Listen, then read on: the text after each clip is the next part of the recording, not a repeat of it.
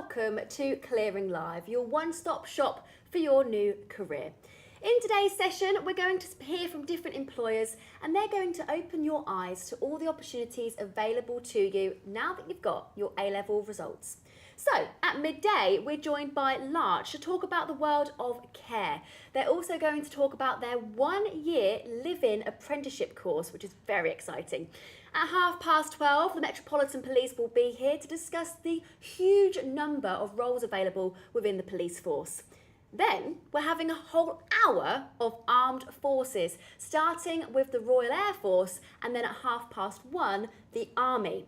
They'll be discussing the roles available, the difference between officers and regular workers, the benefits involved rather than just your salary, but also all the other stuff that you can do as well as your monthly salary as well. So to round out our afternoon, we're going to be joined by Connor Cotton to discuss all things not going to uni, from top tips to the application processes and all of the ideas outside of the box that you may not have considered. So before we get started and before Connor Cotton joins us, have a look at this.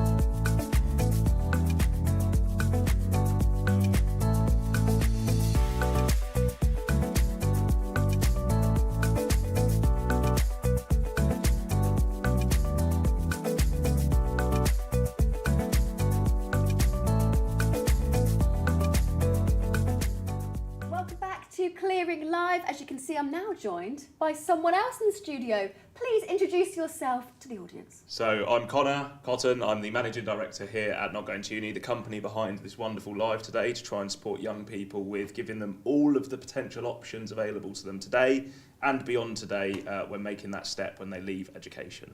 It's a scary time for people, and some people may have got their results today, opened them up, and then thought, actually, I don't want to go to that university I've applied for, or I don't want to go to university right now. What can those people do? Well, the great news is there's a lot more opportunity now than there ever has been. You've got apprenticeships, and that's ranging from degree level all the way down. So regardless of what qualifications you've received and what grades you've received, there will be a level of apprenticeship available for you. And that's where you get the qualification paid for by the employer plus a salary. So it's super attractive. Imagine getting a degree paid for plus a salary. You've got boot camps now, so there's organisations out there like Generation UK that are giving you these free boot camps to give you the skills you need in things like IT and tech, and then hopefully help you with getting a job, and there's something like a 95% success rate with them in terms of then getting a career at the end of that boot camp. You could go and look at doing something like a gap year, so you could go away and look at doing something like Camp America over the summer. You could go away and do animal conservation, things like this. There's first year jobs, which is the route I took, so I never did a formal qualification. When I left school, I went into the big bad world of sales and learned to be a salesperson. Without that formal qualification, that was an amazing first step because it was straight into the working world, getting a salary, and that's what suited me. Plus, there's a whole array of other things coming on the market. T-levels is growing, which is ultimately the opposite of an apprenticeship, where you do a day work every week with 4 days learning, so the opposite of how an apprenticeship's structured. Just 1 day of work? Just one day of work. Cushy, right? Plus, there's distance learning, online learning you can do, and a lot more. So the amazing news for young people today is there's not just your clearing opportunities at university, there's a whole wide array of opportunity out there. And we're going to hear from some of those fantastic employers today. We absolutely are going to hear from those employers. Now, maybe there's someone watching this who had a plan and they haven't got the results that they were hoping for. Yeah. What would you say to those people? Be open-minded. I think that's the most important thing. I think we're often quite sheltered in our thinking, and we sometimes, believe me, I thought I was going to be a PE teacher like my dad, and I'm not a PE teacher, I'm running a company. He's really not. So believe me, you have to be open-minded with the path your career might take. Try lots of new things, be open-minded to those career opportunities that are out there. do your research as well. Like I said, there's so much opportunity out there. You really need to go and spend time on sites like Not Going to Uni, finding out what's out there, engaging with activities like we're doing today to find out. You may have never considered a career in the military. Not many people do necessarily when they're growing up, but then they see all the amazing benefits. They might watch the RAF today, for example, and think, actually, that's for me. So be open-minded. That's the most important thing. Yeah, absolutely. Because I mean, there are certain stigmas with certain roles, isn't there? Sure. Or apprenticeships, you might think, sure, or they're yeah. all rubbish pay. That's not the case, is it? 100%. There's the things I've learned running, Not Going to Uni. There's so many career paths. Like, I love what I do, but there's so many career paths that I found out about, and I'm like, wow, if I'd have known about this, I'd have done that. So take it from someone that sees a lot of these employers and sees a lot of these roles. What you think on the outside, once you actually get under the skin of it, is completely different. Talk to me more about the idea of a gap year, because some people might think that's just a jolly for Yeah, a yeah, year. yeah. You have got Can to, be. but you have got to fund that, and it will give you experiences that you Yeah. can then take into the working world, can't it? Yeah, and there's I haven't got the stat off the top of my head, but there is a stat that I'm sure we can share in the chat afterwards around how gap years add to your CV and how employers actually look for things like that, because it's lived experience. It's super unique, super different. And gap years, the year bit throws people off because they're not all a year. Some of them are longer, some of them are much shorter. So Camp America might be 6 weeks over the summer, working in sport camps in the US. You can go and do animal conservation for 6 months in South Africa and places like this. You can do volunteering-based gap years and things like that as well. And gap years where you're supporting the elderly, and that it could be in other countries, could be here. So gap years aren't what meet the eye, basically. We'll hear a little bit about some of those today, I'm sure, but the best thing to do again is look what's out there.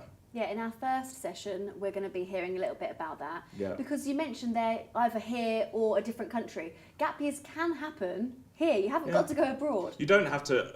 I mean, going abroad's an amazing experience, don't get me wrong. Of course, if you can get a suntan in the process, then exactly. absolutely. But actually, you can do it over here if you're still undecided. Like I said, you've got to be open-minded, right? And just because you might come away from today thinking, I still am not 100% sure what I want forever, and I want to be my forever career, but maybe I'm going to give that a go in the meantime. And that is absolutely okay when you're young. You can afford to make those changes. Like they say, that 20 to 30 bracket of your life is when you can make mistakes and you can learn and you can take lots of risks and do it. Take loads of risks.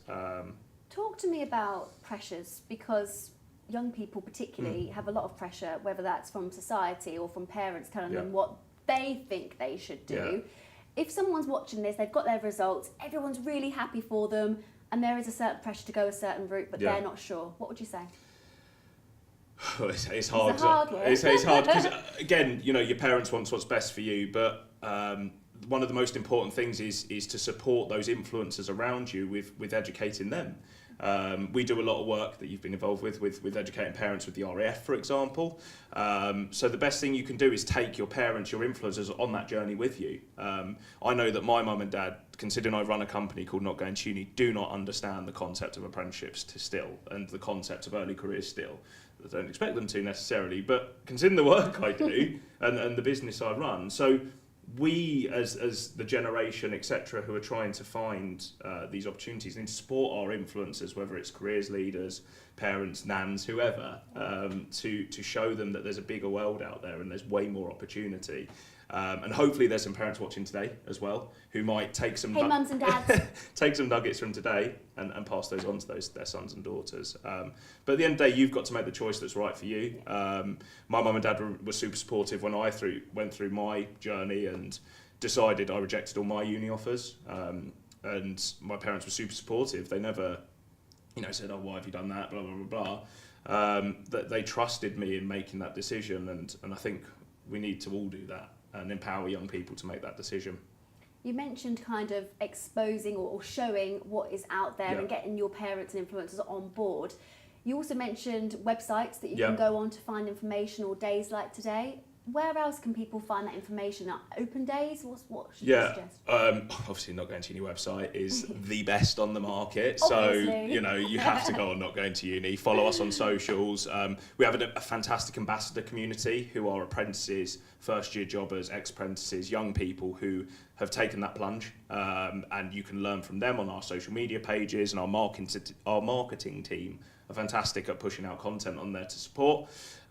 You've got more online events, so you've got on our YouTube channel we run online events with companies like Generation UK, focused on females into tech. You've got RAF events, you've got loads of different events that are delivered online on our YouTube channel. Like I said, you've got our ambassador community, our social pages, our website. In your school, if you're still in school and education and you're not actually picking up your results there and you are going back to school next year, you will have an internal careers leader and maybe a careers team and a curriculum enrichment team who will be supporting with open days, events. There's a whole array of events, national apprenticeship show, etc., where you can go and attend. And I'd recommend if you do that, take your parents, because you can then take your influencers on that journey with you, and go and speak to lots of different employers. We're at some of those events, so What Career Live's a big one we work with in Birmingham and London, so I'd recommend also looking at events like that over the coming year as well. There's a huge variety of areas out there where you can find that advice and guidance, can't you? 100%. Including our chat today, where people can type away their comments, ask any questions, and we're happy to help you. There's also the description as well. Yeah, we've put loads of handy links in there, and a lot more. Absolutely. Talk to me about the different levels of apprenticeship. We touched on the degree apprenticeship, which is a bit like a wowzers, we get paid to get a degree. What other levels are there? So you've got your level 2s, level 3s, level 4s, where you're kind of you're the equivalent to your from GCSE right through to your A level level. The best way to see it is if anyone's done BTECs. Generally, BTECs follow that similar level structure. The one thing I would say, and it's a bit of advice, because we've heard. I actually remember at What Career Live, which we've just spoken about, a parent going, well, if it's not degree level apprenticeship, why are you doing it? And I was like, but one, they might not be ready. And that's what you have to remember. Not everyone's ready for that yet, that qualification and that study and everything.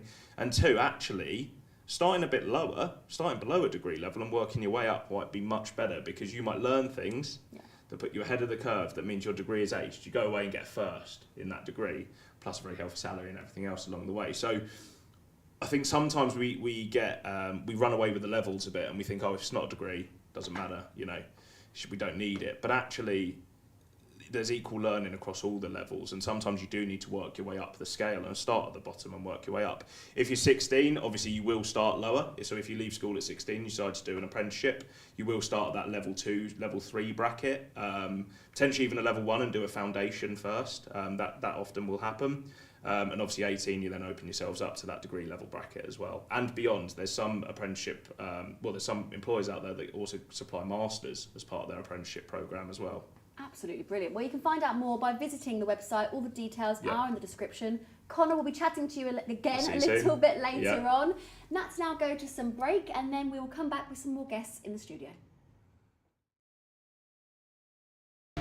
Uncomfortable. A day in L'Arche can be anything. You never know quite what you're going to get, but it's never a disappointment. I really love my team.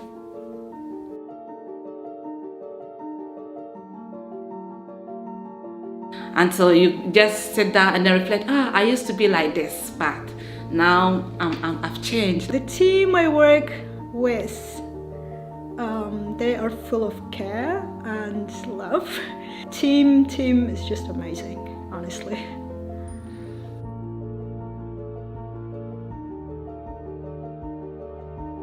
I've got gained a lot more qualifications. I've trained to become a teacher.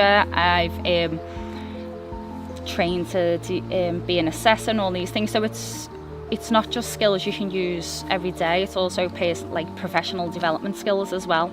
But I feel like I've really grown and matured since I've been here, and I just feel a lot more confident and capable in my abilities as a support worker. I've learned how to teach, on a teaching training course. I've learnt some Makaton and different sign languages. I've learnt all sorts of different forms of communication, using spelling boards and other things. I've learnt how to work in a team. I've learnt how to read other people's needs and slow down when I need to. You change, you grow, even if you don't realize it. And you grow by managing things, by facing a lot of different situations. And at the same time, you grow, if I may say, in a spiritual way. you kind of, as I said, discover your qualities.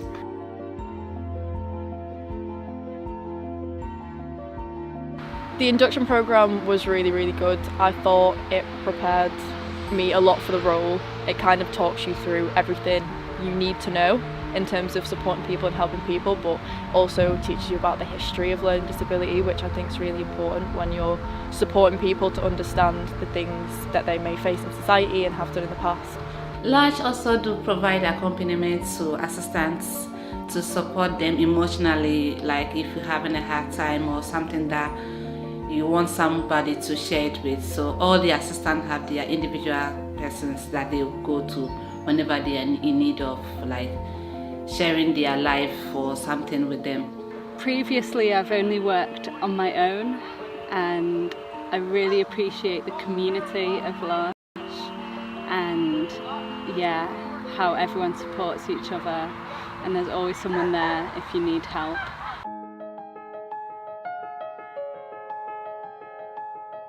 I really like working for L'Arche as an organisation because it is really different to everything else that's out there. I've worked in care for 15 years. I've done all different types of roles, like roles in the community, roles in hospitals and stuff. And I feel like it's the most organic place I've ever worked.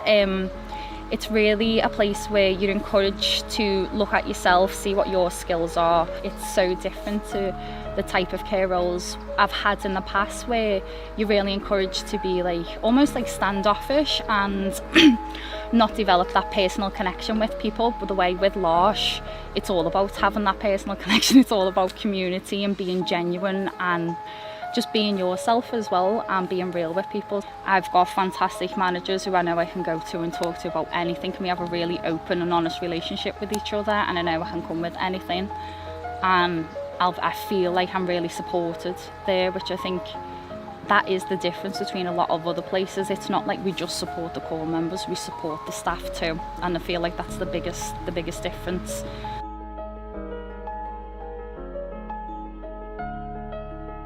I really like being an assistant, and the reason I like that, the things that make me like it the most, the moments when I see someone truly happy because of a simple piece of support that I've provided that allowed them to do something they should be able to do anyway, so they can fulfill some part of their life. Simple things like carrying someone's wallet and helping them count the money so that they can pay at the register instead of having someone pay for them can bring so much joy and so much satisfaction, and it's such a simplistic thing. So it's just amazing to have moments like that in your day-to-day life and experience that with people that you build a relationship with.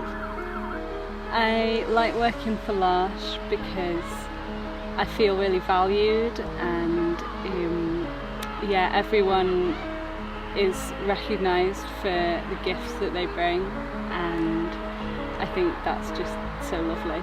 It's like you just get to spend time with fantastic people, making great memories and having a lot of fun and laughs, and I don't know, it's just really rewarding, especially when you're supporting people to become more independent, and you can see that, and you can see it's such a privilege and a pleasure to see people like grow and evolve, and honestly it's a fantastic community. I'm so glad I joined it.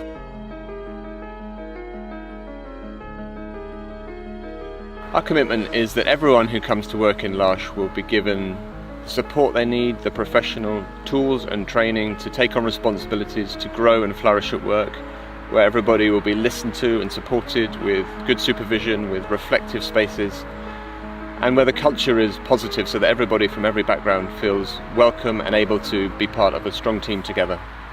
And at the same time, we want L'Arche to be a place that's more than just a great place to work, where you have an opportunity to flourish in your life, to be part of an international movement for change, to build your skills for your future, and to find friendship and fellowship.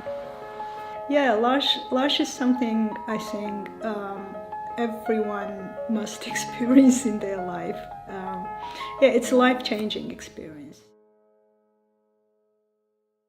I've honestly been surprised by how many different roles I've experienced during my training, from response and local policing to protecting victims. I'm learning so much, and I'm proud to be keeping community safe. I can't wait to see where my career takes me next. My career has been really varied and rewarding. I've policed major events and worked on emergency response, but I'm most proud of what I'm doing now. protecting vulnerable victims and bringing criminals to justice. When that call comes in, you never know what's going to happen, and that can be really challenging. But it's so rewarding to know every time I put on my uniform and take that call, day and night, I'm tackling crime and protecting people. Oh, really? Oh, nice.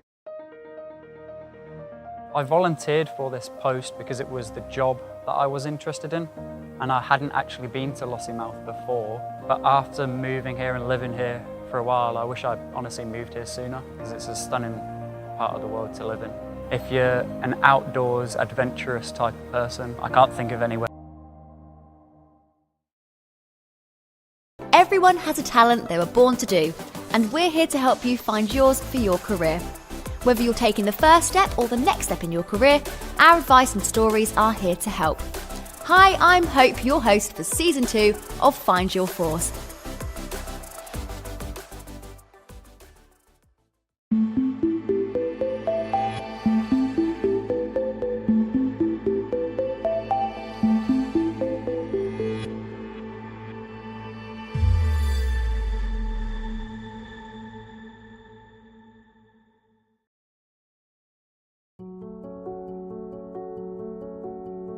So day to day, I work on typhoons like you see behind me.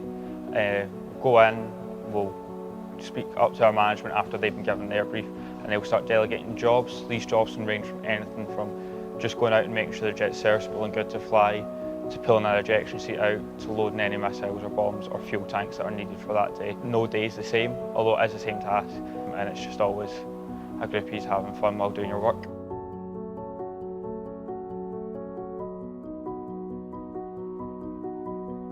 So we're here where I done my initial 5A6 training, which allowed me to put the armament equipment onto the jet, and it helped enhance my hand skills and knowledge for around the weapon systems on the jet.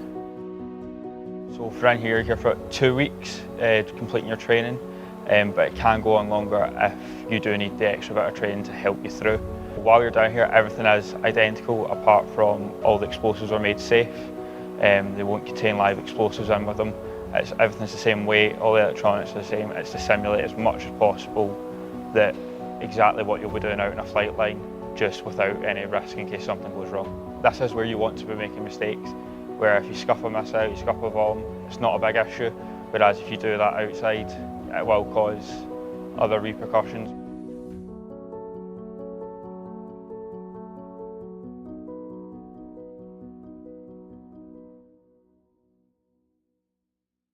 The apprenticeship that I was loaded onto was transporting fuel to and from different camps. Got everything from my car licence to HGV, got all my hazmat licences so I can drive fuel tankers.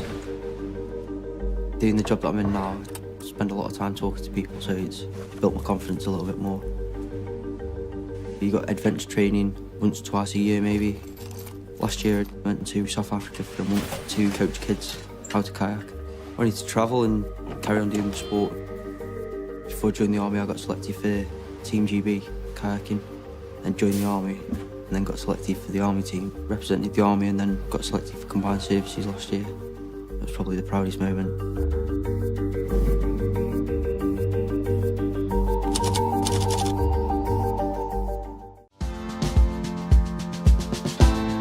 There are different routes into the army depending on your age and what you want to do. If you are thinking of joining the army, you can apply either to be a soldier or an officer. Soldiers are the hands-on workforce. They train to become specialists in their field and can promote into management roles. Soldiers begin their army careers with basic training, learning the essentials of being a soldier. Weapon handling, tactics, working as a team, and building physical fitness. If you are between 16 and 17 and 5 months, you could start at the Army Foundation College Harrogate with people your own age. After basic training, soldiers progress onto their initial trade training and work towards qualifications, usually an apprenticeship, sometimes a degree. Officers are selected and trained as leaders and go straight into leadership roles after training. Officers organise and inspire their soldiers to bring out the best in them. You can join as an officer from age 18 up until 29. but you can apply as early as the sixth form. You do not need to go to university to become an officer. But if you do, we can help fund your degree before you join the army. You can also go into the army as a qualified professional, such as a nurse, doctor, dentist, or vet. Whatever your career aspirations, we can help you find the right route into the army.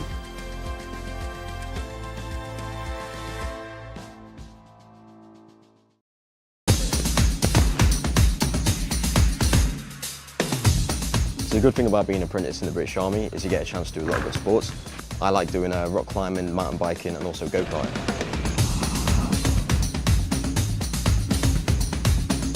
I play for the Army football team and the Royal Engineers football team. Only been in the Army for a year and a half and I've already been to America. Went to Miami and Orlando. Such a fantastic experience. You're never short of anything to do in the British Army. From rugby to football, to snowboarding to motocross. You're encouraged to do any sport you want. You can even compete for the British Army in different countries.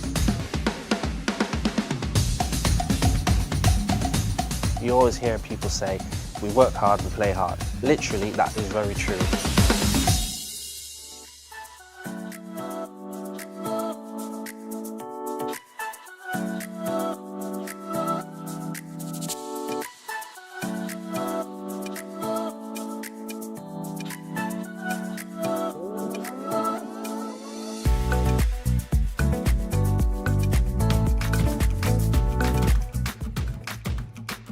Oh guys, I wasn't prepared for this. Action! Action! I was warned about this question. This is a dyslexic's worst nightmare. L for laughter.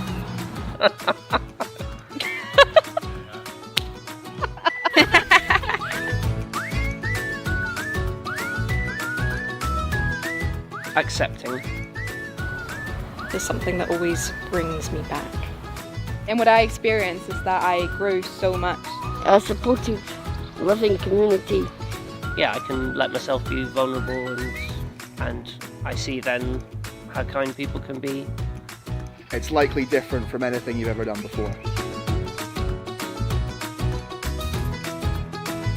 And then we snuck round this door. We did, aye. With a dinosaur mask. Rowdy. I think it was your idea. Yeah, it was my idea. Yeah, we do silly things. We didn't mean to do that, did we? Well, we did mean to do it. We do daft things. I do a bit of this sometimes. C, community, easy. Is it here? Right here. They're there for you, you're there for them. And it makes me feel really happy. That's what Lash is all about. Even when it's tough, they're almost the best days, I think. Whether someone really holds you tight and embraces you, I would say that's Lash. Right. I just like making people happy. Why would you want to stay? Because it's safe.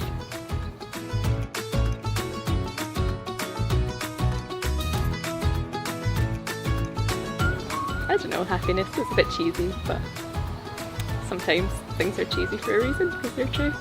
Yeah, we love to celebrate in Lash. Is there a party? There's always cake, at least one. And I just really, really love telling people how much I love them. And E for energy, brings good energy. You know that things? Every day is different in Lash. Meeting new friends and having the ball of my life. Yeah, it's ridiculously fun.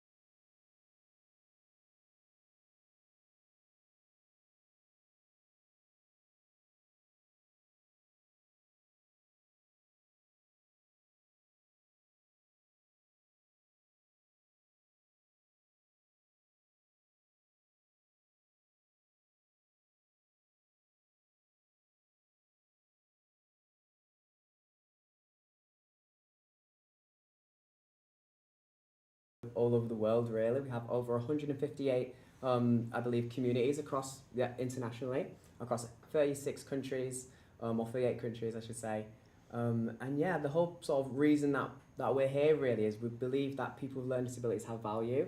And that's our whole mission, really. Our whole mission is to create a world where people with and without learning disabilities can share life together, and where everyone really can just be embraced for their differences. So essentially, yeah, that's what we're about. That's what we're here. Fantastic. I've just been told in my ear that we need to reintroduce ourselves just quickly. Is that okay? That's totally fine. Go along the line again, guys. No, take two. Fine. No, take two. Yep. Get really good practice. Yep, so hi everybody, my name is Dominic Every and I'm part of the L'Arche UK community, well, international, UK based. And basically I'm the National Recruitment Lead for L'Arche UK. And what that really means, my role is essentially about recruiting live-in assistants. We'll talk more about that later. But yeah, so my role is recruiting assistants and telling more people about what L'Arche actually is. Fantastic. Your turn again. My name's Rebecca and I'm a core member, so I live in one of the supported living houses with lots of other people. And my name's Jamie. I am a deputy leader here for L'Arche Kent. So yeah, I live and work quite close. You live and breathe the I life. do. Live and breathe, yeah. yes, The L'Arche, always. the L'Arche Yes. life. Rebecca, I want to come to you for a moment because you mentioned you're currently living in that role. What does it entail? So it entails I live in a supported living house, so I get supported. People like Jamie come in and they help me cook, clean, sleep over. So if we need anything during the night, then they're there. But we live independently, so we can go and do shopping by ourselves. We can go and meet our friends. So we have a bit more independence than what, say, a care home would have. They have independence, but they don't have. The assistants have to cook for them because they can't cook. Where in my house we cook, clean, wash up, and have parties. Have parties. Oh my goodness. Always cake. So does Jamie kind of act as a friend in Yeah. that sense? Yeah, so he, even though he's working, he works in my supported living house, he's a friend, and he also helps with day-to-day things, cooking, cleaning, watching TV, watching blow up. Messing about. Yeah, and having lots of parties. We love parties in L'Arche, so every time there's a party, we have cake, we have lots of dancing, and we have a good time. So we've heard what it's given to you. It's given you more independence and support. Yeah. What's it given you? I think L'Arche for me, I kind of accidentally came across L'Arche. I just came across on a website and thought, this looks interesting, see how it goes. Yeah, like I said, I've been here for a year now. I love it. For me, coming in as a deputy, I feel like my confidence has grown. I'm learning new skills all the time. There's so many training opportunities. There's loads to do. There's loads to do. And we have so much fun doing it as well. We have so much fun. What sets this charity apart from others? For me, except from the parties. Of course, yeah. For me, I've worked in lots of different care providers before, but L'Arche feels so different to me because it's so inclusive. We welcome people from all around the world. With our live-in assistants, you know, we have people coming from America, we have people coming from Africa, we have people coming from all over the world, and that inclusivity. The welcoming is just, it's amazing, yeah. So as someone who has worked in the sector for quite some time, if someone's got their results today and they're thinking, right, I would like to go down the care route, that is what I really would like to do, what would you say to those people? Do it. Absolutely do it. I feel like it's an amazing career. There's so many opportunities. You know, you can come in as a live-in, you can then, you know, be a live-out assistant. So, you know, you live out of the house, you come and do your hours in the house. The training opportunities are amazing because you can do your training in management, leadership, and it creates so many opportunities for wherever you want to go in L'Arche. No, I definitely echo that. So sorry. No, I just really wanted to add what you said there, really, because it is so awesome, isn't it? The sort of opportunity for growth, because you might start as an assistant and then you might be sort of a senior assistant or find yourself doing other things that you didn't expect you'd be doing in a really really positive way, you know, because like Lash has really enabled at least me to do lots of different things that I wouldn't have done before, and I don't want to like overspeak for you really, but no, it's just amazing what Lash can offer you if you put yourself out there and you do more in Lash and you really put yourself into it. I think at the end of the day, it's just what you get out of it. I think. Yeah. What kind of characteristics does someone need to have to be good? It's so funny because like, I think you obviously have a really good opinion, Rebecca. Because like, these are people actually with me every day. But what I think, if you ask me honestly, I think at the end of the day, you just need to be someone who just like cares. I know it sounds really stupid because like it's in the name, you know, carer or carer support assistant. But you just need to be someone who's willing to put yourself out there. Because at least in Lash, I find what we do very differently to maybe other care providers, that we're really allowed to build a full relationship with someone. We can be their friend. You can go to their birthdays. We do all this sort of interpersonal stuff that maybe you couldn't do in other care providers. So I think if you're someone who's thinking about doing a career or at least a role sort of in Lash especially, you just need to be someone who's willing to just give it a go. Just someone who's willing to just really step into it and just be like embrace all that new energy, because you don't do anything like that, I don't find, in any other role at least. I think as well it's really important to be quite open-minded. We work with, you know, the people we work with, we call them core members because they're the core of our kind of communities. And we work with core members from all walks of life. So having that open mind, it helps the core members to kind of build that relationship with us as assistants. And also we welcome assistants from all around the world as well. So just having that open-mindedness to work with everyone from different walks of life is great. We're not excluding anyone, which is really, really nice. What do you look for in an assistant? So what do I look for in an assistant? Yeah.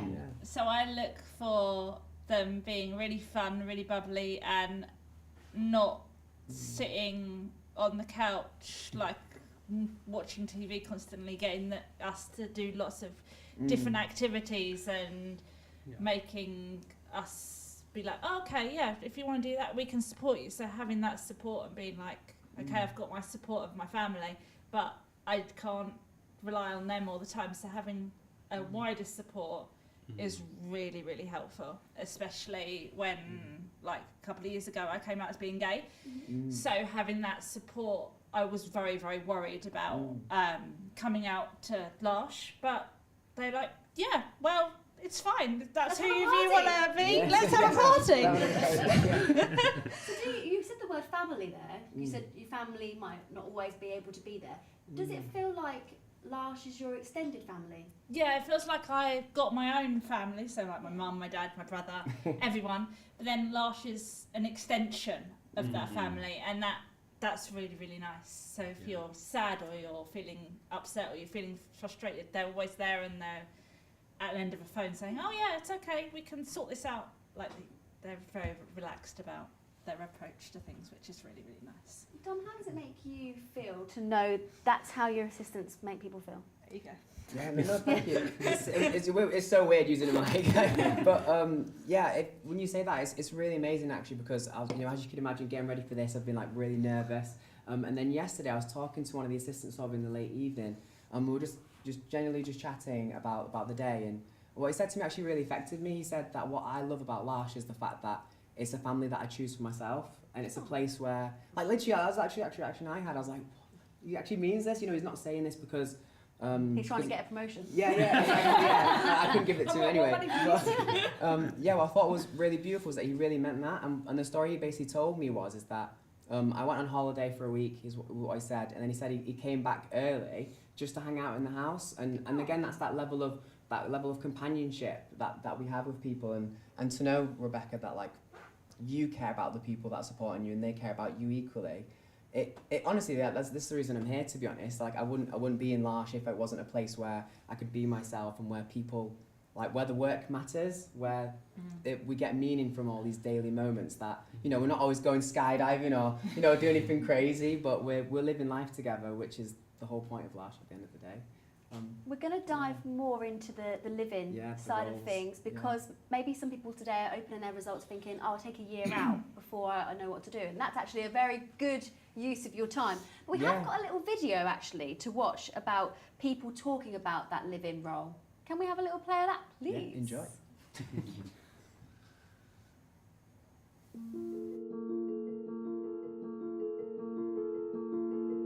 When I come to work, I feel really calm and happy and comfortable.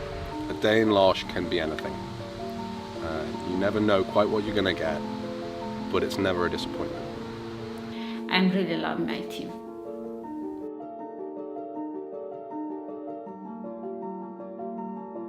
And so you just sit down and then reflect, I used to be like this, but now I've changed. The team I work with, they are full of care and love. Team is just amazing, honestly.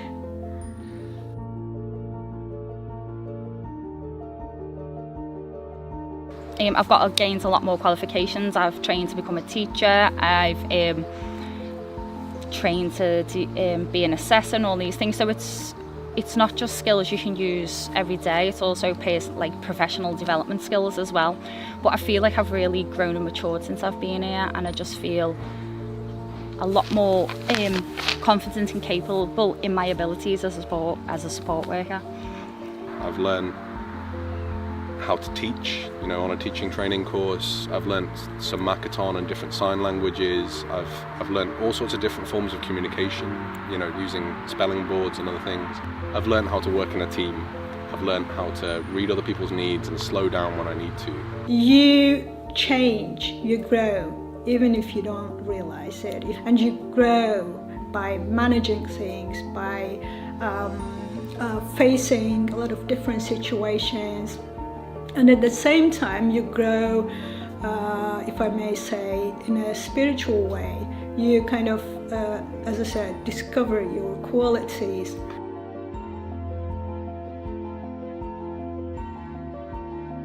The induction program was really, really good. I thought it prepared me a lot for the role. It kind of talks you through everything you need to know in terms of supporting people and helping people, but also teaches you about the history of learning disability, which I think is really important when you're supporting people to understand the things that they may face in society and have done in the past. L'Arche also do provide accompaniment to assistants to support them emotionally, like if you're having a hard time or something that you want somebody to share it with. So all the assistants have their individual persons that they will go to whenever they are in need of sharing their life or something with them. Previously I've only worked on my own, and I really appreciate the community of L'Arche and how everyone supports each other, and there's always someone there if you need help.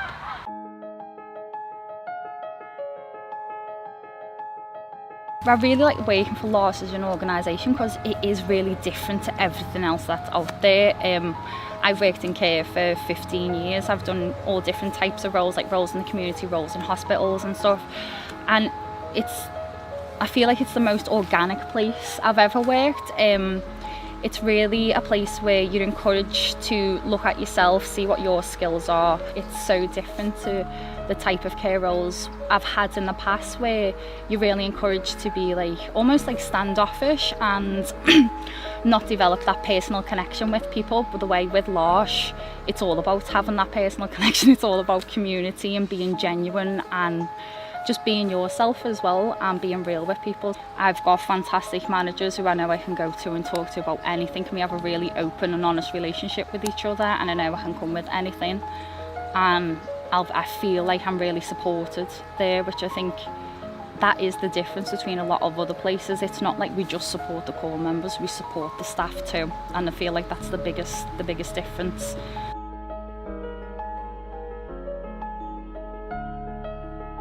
I really like being an assistant, and the reason I like that, the things that make me like it the most, the moments when I see someone truly happy because of a simple piece of support that I've provided that allowed them to do something they should be able to do anyway, so they can fulfill some part of their life. Simple things like carrying someone's wallet and helping them count the money so that they can pay at the register instead of having someone pay for them can bring so much joy and so much satisfaction, and it's such a simplistic thing. So it's just amazing to have moments like that in your day-to-day life and experience that with people that you build a relationship with. I like working for L'Arche because I feel really valued, and yeah, everyone is recognised for the gifts that they bring, and I think that's just so lovely.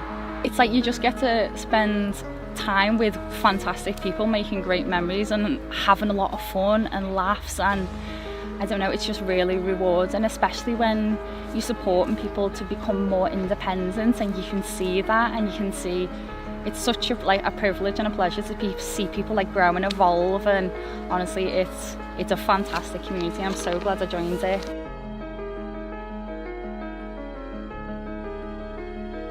Our commitment is that everyone who comes to work in L'Arche will be given the support they need, the professional tools and training to take on responsibilities to grow and flourish at work, where everybody will be listened to and supported with good supervision, with reflective spaces, and where the culture is positive so that everybody from every background feels welcome and able to be part of a strong team together. And at the same time, we want L'Arche to be a place that's more than just a great place to work, where you have an opportunity to flourish in your life, to be part of an international movement for change, to build your skills for your future, and to find friendship and fellowship. Yeah, L'Arche is something I think everyone must experience in their life. Yeah, it's a life-changing experience. Hello and welcome back to Clearing Live. I'm in the studio with L'Arche. Have I said it right again? Yeah. Oh no, you didn't actually. You said L'Arche. L'Arche. I'll get it one of these Just days. say shush at the end. You've got it. Well, I'm going to shush and pass over to you because you're going to chat about the opportunities available, aren't you? Yeah, so it was funny because we were talking a lot about like what an assistant is, and like mainly just like what it is like being in our community and sort of our why. But we thought it would also be really important to actually tell everybody, you know, what are the options that we've got to offer, because yeah, if anyone here is interested in joining L'Arche and joining sort of the communities that we have, it's important to know what you'll actually be doing, right? Like I wouldn't want to join anything if I didn't know what I was going to be doing. So we've got a little presentation, so feel free to watch that with us. But yeah, the next slide, if that's okay. The next one. So the three options that we've wanted to discuss with everybody is, we have three options. We have the live-in assistant, which is what we already have. This has been around for quite a long time in L'Arche's history. And we also have the live-out assistant, which again, they're very, very similar roles apart from the fact that with the live-in, obviously we've said that you live in community and you're going to be really part of everything that goes on, like the heart of what L'Arche communities do. But what we're really excited about is actually we really wanted to reinvent almost the live-in model, because we knew that like there's basically, we know that like we've got something really amazing to offer with L'Arche, and we thought, what could we do to engage more people in it? So the live-in apprenticeship is what we thought you guys would be really interested in. So that's what we're going to go through next. So the live-in apprenticeship. Thank you. So to start with, I think it's important again just to reiterate what a L'Arche assistant does. At its core, we are assistants. We support people in their daily lives through activities like cooking, cleaning, personal care. There's, you know, essentially it's support assistant work. And I think that's really important just to say, because some people obviously will be thinking, you know, what will I be doing on a day-to-day basis?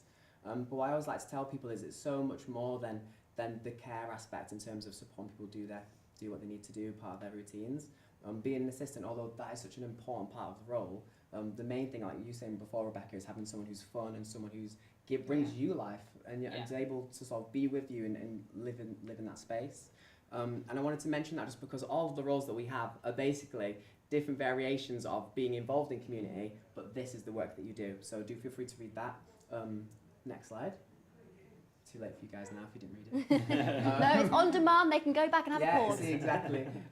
So this is the main thing that I want to talk to you guys about, the live-in apprenticeship. The live-in apprenticeship essentially is a 12-month program.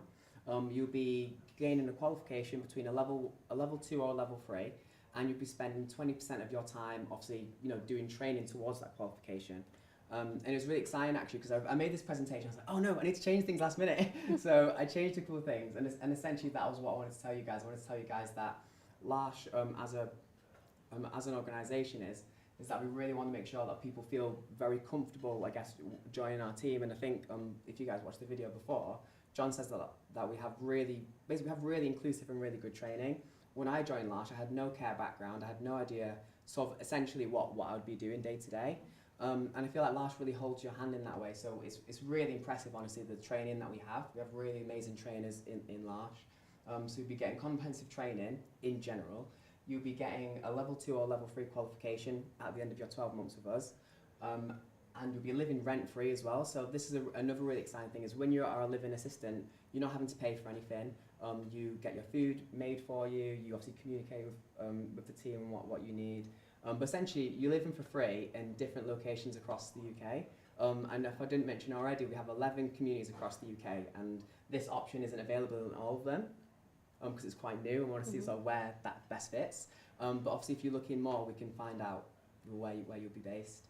But essentially, we have 11 communities, and in a few of them, we'll have this option. So it'll be quite exciting. We've got locations in Manchester, London, Ipswich, Canterbury.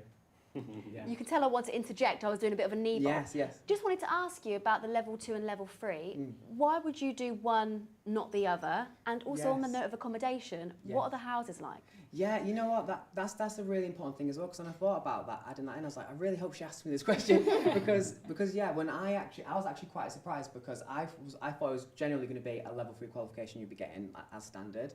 But the reason you'd be doing a level 2 or level 3 is really around sort of where you're at when you join. Like maybe for some people they can go straight into a level 3 based on their qualifications that they've got, their capacity, you know, what they need to do.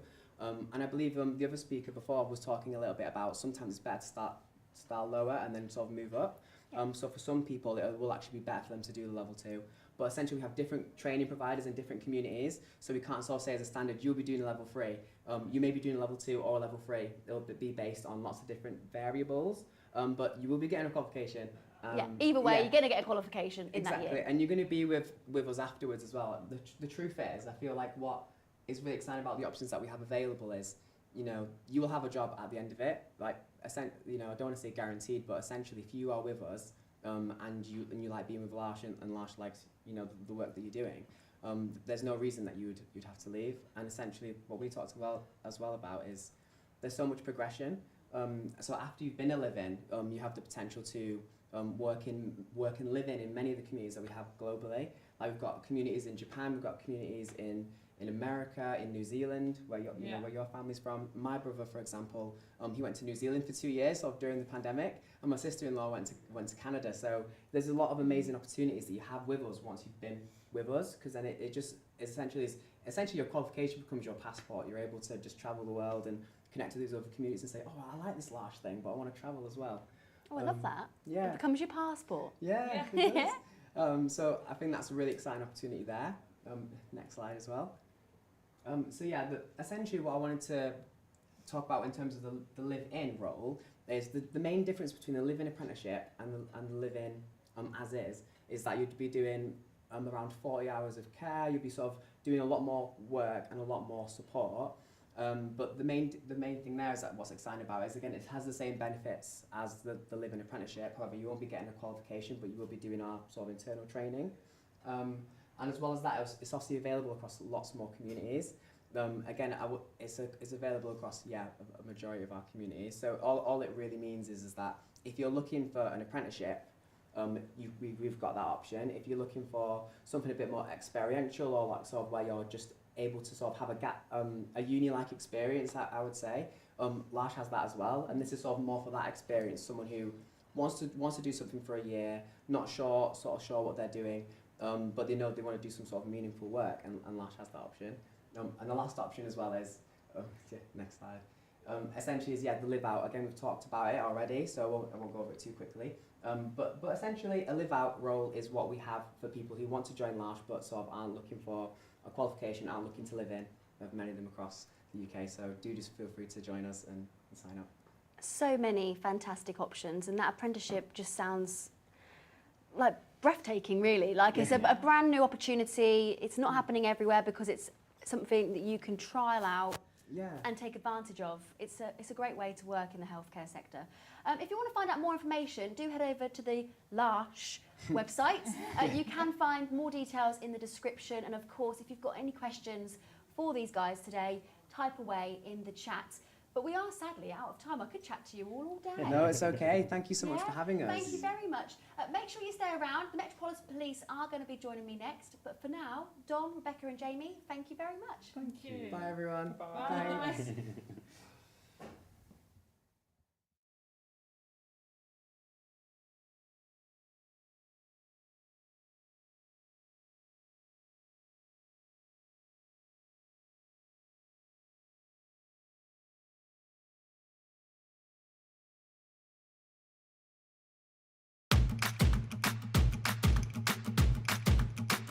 Oh guys, I wasn't prepared for this.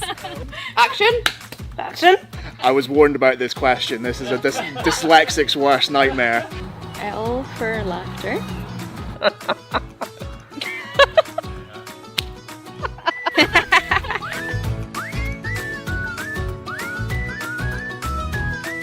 Accepting. There's something that always brings me back. And what I experience is that I grow so much. A supportive, loving community. Yeah, I can let myself be vulnerable and I see then how kind people can be. It's likely different from anything you've ever done before. And then we snuck round Aye. this door We did, aye. with a dinosaur mask. Rowdy. I think it was your idea. Yeah, but it was my idea. Yeah, we do silly things. We didn't mean to do that, did we? Well, We we did. did mean to Yep. do it. We do daft things. I do a bit of this sometimes. C, community, easy. Is it here? Yeah. They're there for you, you're there for them. And it makes me feel really happy. That's what life is all about. Even when it's tough, they're almost the best days, I think. With that someone really holds you tight and embraces you, I would say that's Lush.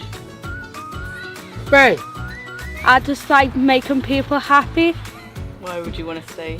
Because it's safe.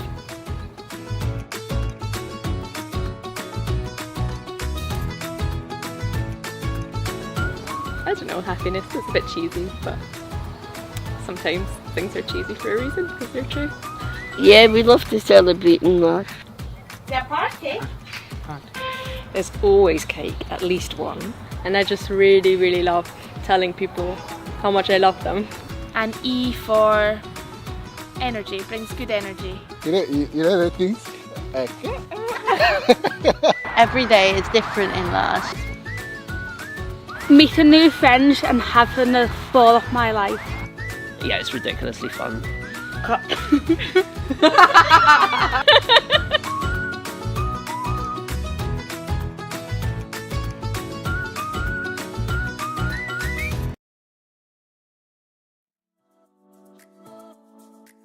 My career has been really varied and rewarding. I've policed major events and worked on emergency response.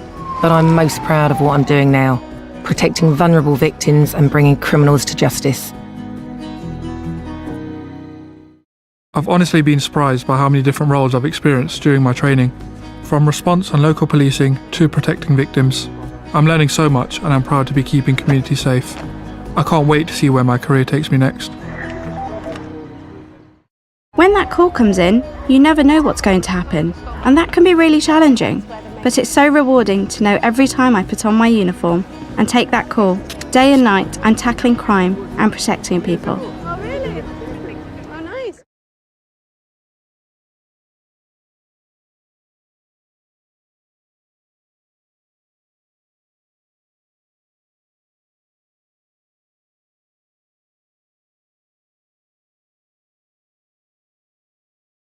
Hello and welcome back to Clearing Live, your one-stop shop for your new career. As you can see, I'm now joined by two policemen. I'm not being arrested.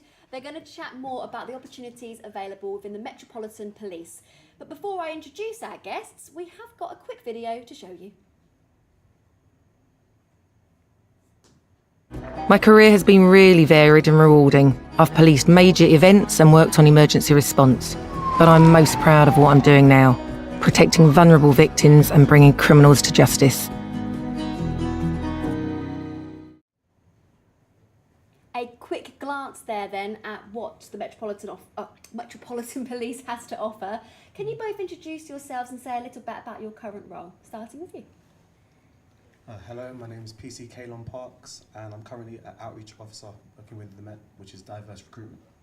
Fantastic. My name is PC Indonesia. I work with the outreach recruitment team too, and again our focus is to increase the number of diversity within the Met. The aim is to make sure that the Met reflects the diversity of London. Okay, so we do need a lot of different people then, because London is very vast, isn't it?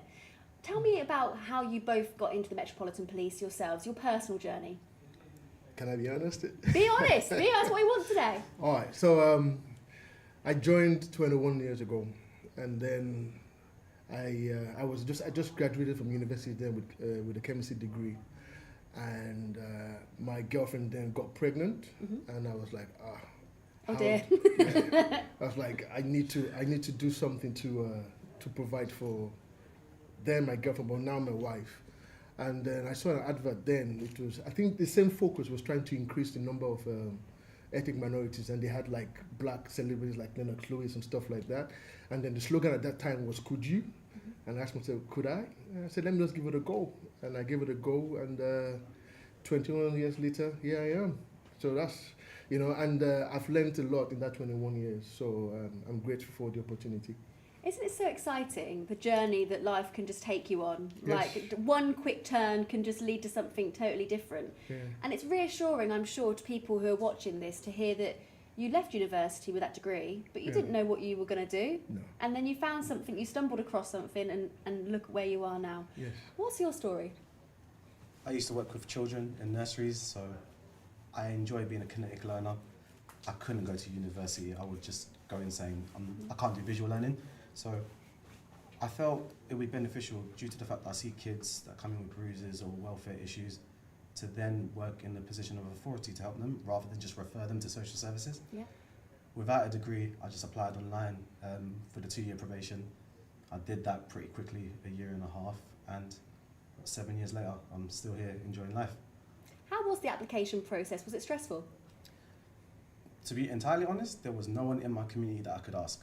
I'm Jamaican, so no one within my community really knew. I did it, and the first part was online. That was fine, but it was a bit daunting. It wasn't really complicated, but as like I said, no one to ask. And then when I went in to do the interviews and stuff like that, it felt like you need to have a previous policing experience, when that's actually a lie, you don't. You just need to be able to communicate properly and speak to people, be moderate, understand values. And the policing values, they're not really high and mighty, they're just simple things that we should do every day. So I felt well equipped with it through my life experience rather than having to learn from Blackstones or certain policing exams. So you spoke there about certain characteristics or values that you need to have as an individual to succeed within the police. What qualifications do you need? So there's a few different entry pathways, but mainly for all of them, you're going to need a GCSE in English. Okay. You're going to be taking statements, you're going to be listening to members of public, you're going to be giving evidence. You need to be able to speak a confident level of English. And with other entry routes, you're meant to have up to 5 GCSEs, A to C for us older people, or 4 to 9 for the younger people. Also, if you don't have that, 64 UCAS points, which is something that some people may not understand. So there's different routes for different entries and different requirements. However, most of them have the standard of you must have an English GCSE. Coming over to you for a moment, can you tell us about some of the roles available that might surprise people within the police force? So this is the way I describe it. It's your moment to shine, get that mic up there. This is the way I describe it. Imagine you're about to build a mansion. To build a mansion, you need plumbers, you need electricians, you need carpenters, and all that kind of things. You need masons, and that kind of stuff. So within the Met, because of what crime is very, very diverse.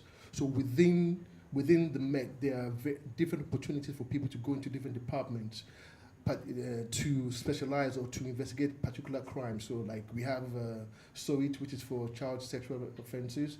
We've got robberies, we've got burglaries, we've got frauds, we've got many crimes. We've got murders, we've got armed robbery. So every crime that a human being can commit, we have departments and institutions to investigate and solve those crimes. So it's a lot of departments. Yes, quite a lot of departments. I think there are 252. And still growing. It's still growing. So it's big. So we are a department for recruitment, because the Met realized that they need to increase the number of diversity. So what did they do? They created a department to get officers who were what's that word? What's that word again? Say equipped. Equipped and interested in bringing that energy into the Met. So myself and Kalon were example of that. We enjoy what we do. We go into the communities that are very underrepresented. We present ourselves to them. We engage with them. We take questions from them, no matter how critical or how serious it is. Because again, the only way you can solve a problem is to admit it's a problem and then be forthright in dealing with it. So that's what we do. And due to the way we interact with people, we feel that it's helping bring the people that would see interest in the Met. But having seen us right now, it gives them the boost. Oh yeah, if these guys are there, then of course we can do it too.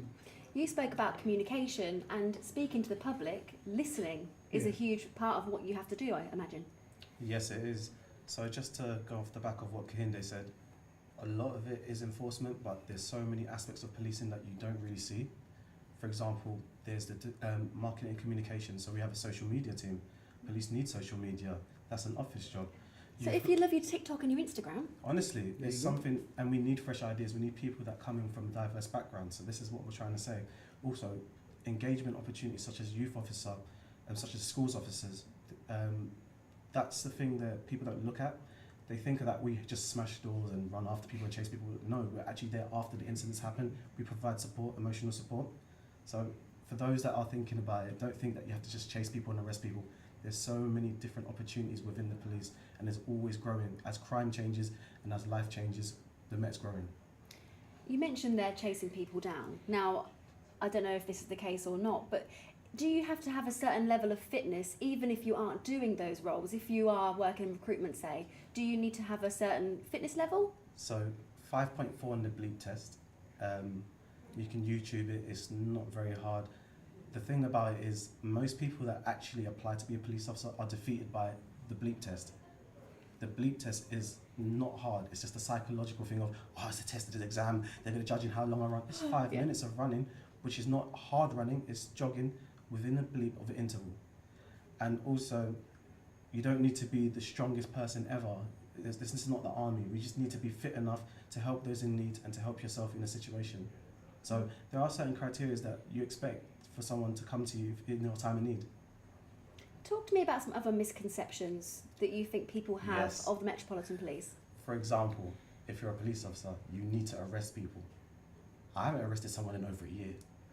You need to use your baton. I have never hit anyone with my baton in 7 years. There's quotas, you have to arrest a certain amount of people a day. No, you have to do a certain amount of stop and searches a day. No. What if you're in a role or area that doesn't have that type of crime or that type of need for you to do stop and search? Are you going to just falsify it? No. It's the business dictates what the business needs. For example, you have to conform.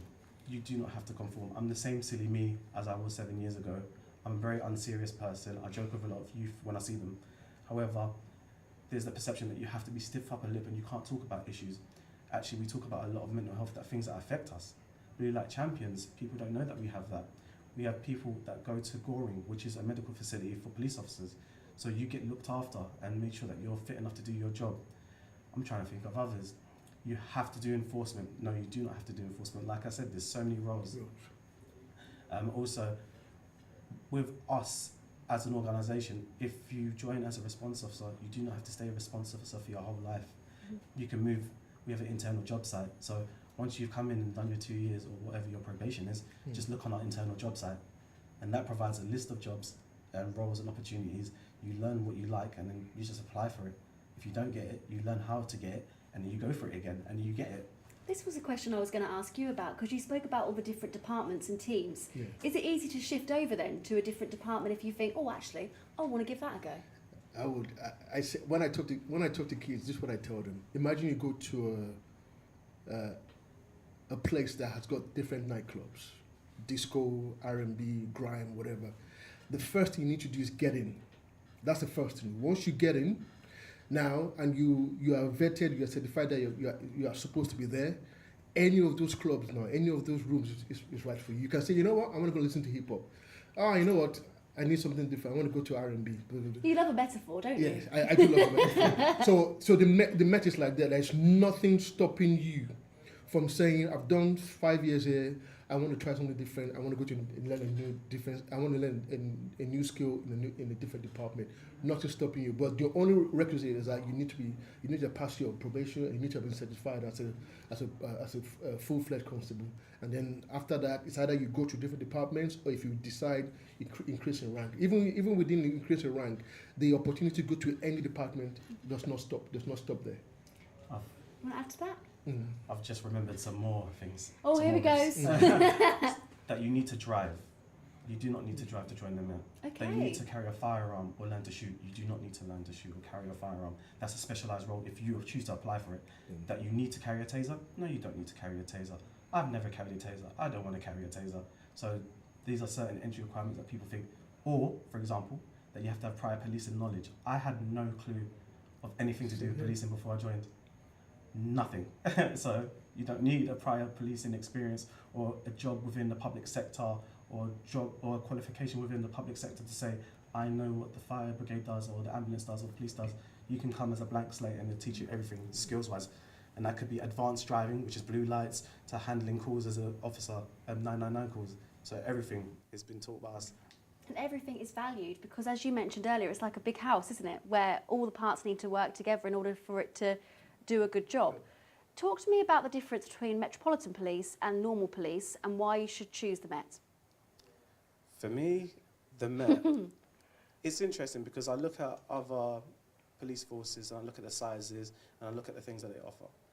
But when I look at the Met, it's so vast and so diverse. You can go from Woolwich to Lewisham, it's two completely different communities. That's just one bus. You can go from Lewisham to Catford, it's a different community. Because of different communities, you're going to face different challenges. Because you're facing different challenges, you're going to have to move around and learn how to adapt. That exposure and that wealth of information, like engaging with that community and learning about their history, it helps you so much. Stay in that one organisation, as in the Met, you move around different boroughs, the amount of things that you could learn, the amount of problems that you could solve. For example, me working in Brixton, I'm Jamaican. I know a lot about Jamaicans. I taught my colleagues a lot about our how can I say? Culture? Our culture and traditions. So for example, 9 nights, which is when we have a funeral, we're celebrating it for 9 nights consecutively. Officers would have gone there and think that it's antisocial behaviour, but no, we're celebrating the death of someone. So me being there in the police force is able to provide that. To provide the education. Yeah, again, I come from a Nigerian, Yoruba-speaking background. There are certain things that are particular about us that some of my colleagues might not understand. And me being there, I'm able to share or give them guidance. I won't say don't do it, but if you're going to do it, at least approach it this way. Because again, as police officers, like Kellon said here, our job is not to arrest. Like I tell, arrest, if you look at it, the grand scheme of things, arrest is the last result. But our main focus is to make sure that what needs to be done is done and is done the right way. If anybody has gone against those things, then can we help them by maybe educating them from stopping it? Or if need be, arrest them, and then maybe then after that, then help them to not reoffend. So having understanding and intelligence of many things allows things to be done in a very intelligent, more user-friendly way. We spoke earlier about the misconceptions. You had a long list. I imagine with that comes challenges. Maybe the public don't always respond how they should or you would like them to, or maybe, I don't know, colleagues, it might be difficult sometimes. So what challenges do you face? For me, it's been entertaining really because I don't take it personally. There are communities within London which have been wronged by the Met. Let's be honest. When I worked in Brixton and I started, everyone was angry towards me, the black community. I didn't necessarily understand why. From working there for a certain amount of time speaking to people and understanding why they were angry due to sus law and previous history, I then understood it wasn't personal. Me being able to stand there and listen to it and then speak to them on a level, let them know that I was a human. But the uniform is what throws people off. Mm. The challenges that I've found is there's some officers that don't agree or don't believe it. They might just see that person as an angry shouting person, whereas I understand the history and culture of why they're angry. Now, I'm not going to say there's ignorance in the Met, but I can say there's people that need to learn and should go and expose themselves to different cultures. We need that. However, it's hard to enforce that, isn't it? To tell people to learn. It comes across condescending. So I think by people going to different areas and trying different things and getting out of the comfort zone, that's something that I want to promote, and that is a challenge and a barrier to get people to do that. And also, the public, when they see me, they shout, they throw abuse, that's because of their previous experience. Mm-hmm. Now that person wasn't me. I don't mind them shouting at me because they're shouting at the uniform. But you let them shout for 5 minutes and they get off their chest, and then after that, they're very relaxed, very chilled, and they tell you what the actual problem is.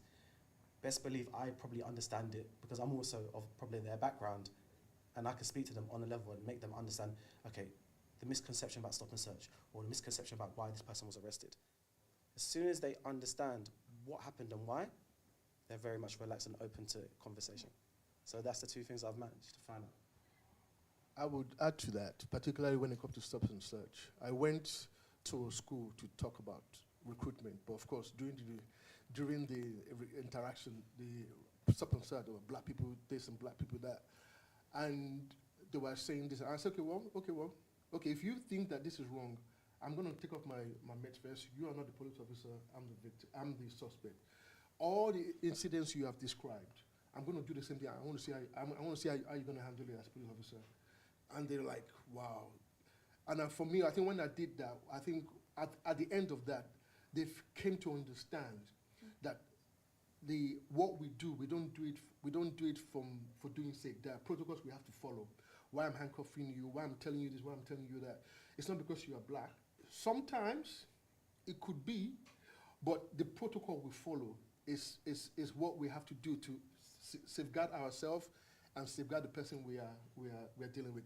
So after that event, they said, I never want to do your job, because now they could understand the complexities that we had to navigate just to get to what we are doing. So at the end of that role play, the feedback I got was good. I was like, man, I never knew your job was hard. And for me, that was a good thing, because part of the misconception is that we just do things because people are black or because people are this. But some of the things we do sometimes does not even involve color. It just means the procedures we have to follow. On a personal level then, does it make you feel really proud that you're able to educate people? You mentioned schools. You're educating the next generation to think differently about the role of the policeman or woman. My role, what I believe is, I believe in truth. Mm-hmm. I don't care whether I'm a police officer or a civilian on the street. I believe in truth. And once I'm in my focus is truth. So once I'm in this uniform, my main focus is that if I meet somebody, I'm telling them the truth. I'm not going to sugarcoat or make it sound the way they like. I'm going to say exactly what it is. If you are wrong, you're wrong. So I think for me, one of the things I would like to teach any individual is to embrace and look for truth. Because once you embrace truth, even if you wear your uniform, that will be your guiding light. If you are false or you are a liar, then when you put on that uniform will just embolden you to do it. So for me, my core is sincerity, honesty, and integrity. So you know from me and talk to me outside, you get the same person. So that's what I teach people. Yeah. How much pride does it fill you with to know that you're working and listening to different communities? You're growing as an individual by doing that, by working in the Metropolitan Police and being around different areas. It's an amazing feeling, because to be entirely honest, if you're in the private sector or in certain businesses, you won't need to go anywhere. You won't need to speak to other people. You won't need to engage in certain ways. I mean, for example, if I had a meeting on Microsoft Teams, you won't really understand that person. You just have a quick meeting. But my job puts me face to face with people in their own area so they can be themselves. I enjoy it. I think it's fruitful. And the best thing for me is when I speak to someone who's angry about policing because of social media, and it takes about 3 to 5 minutes to unpack that. to get to the root of their opinion, and they realise that their opinion is not even their own opinion. It's something that they've seen, which was recorded from somewhere else. And then when they get that and they say it out loud, I'm like, okay, so what is your opinion? Actually, I don't have one. But that's the truth. We need to unpack and we need to have these honest and open conversations. I'm not saying that they're wrong, but I'm just saying you need to develop your own opinion about policing, especially. Social media, new technologies, I'm sure there are new roles within the police developing all of the time. Is that the case? Yeah, there'll probably be an AI to take over my job soon. Who knows? Who knows? But with technology and social media, I can say the mate is growing. For example, fraud is ever evolving, so we're developing ourselves to learn which fraud is working right now and how to safeguard victims. And social media, me as an officer, I don't feel like we're doing the best that we could with our social media. I think there's a lot of bad narratives which are circulated that we're not hammering down and saying, no, this is actually what happened. Full transparency, people that see it and see only a 30-second clip should know what actually happened, and that then will quell the public's fears. And also, good news. I know it doesn't sell, but if we're the ones saying the good news and the things that we're doing, it actually exposes people to us and lets them know that other things that we are doing, other than missing person, a knife found, drug arrest, these are not the only things that we're doing. So I feel like social media, that's a big tool that we're not utilising properly.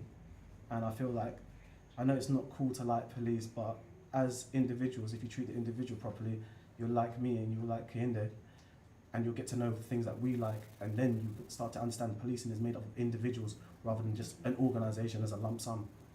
Talk to me about some of the entry-level roles that people can go into. So say someone watching this has got their A-level results today, they're listening to you two, they're like, yep, I want to do that. What can they do?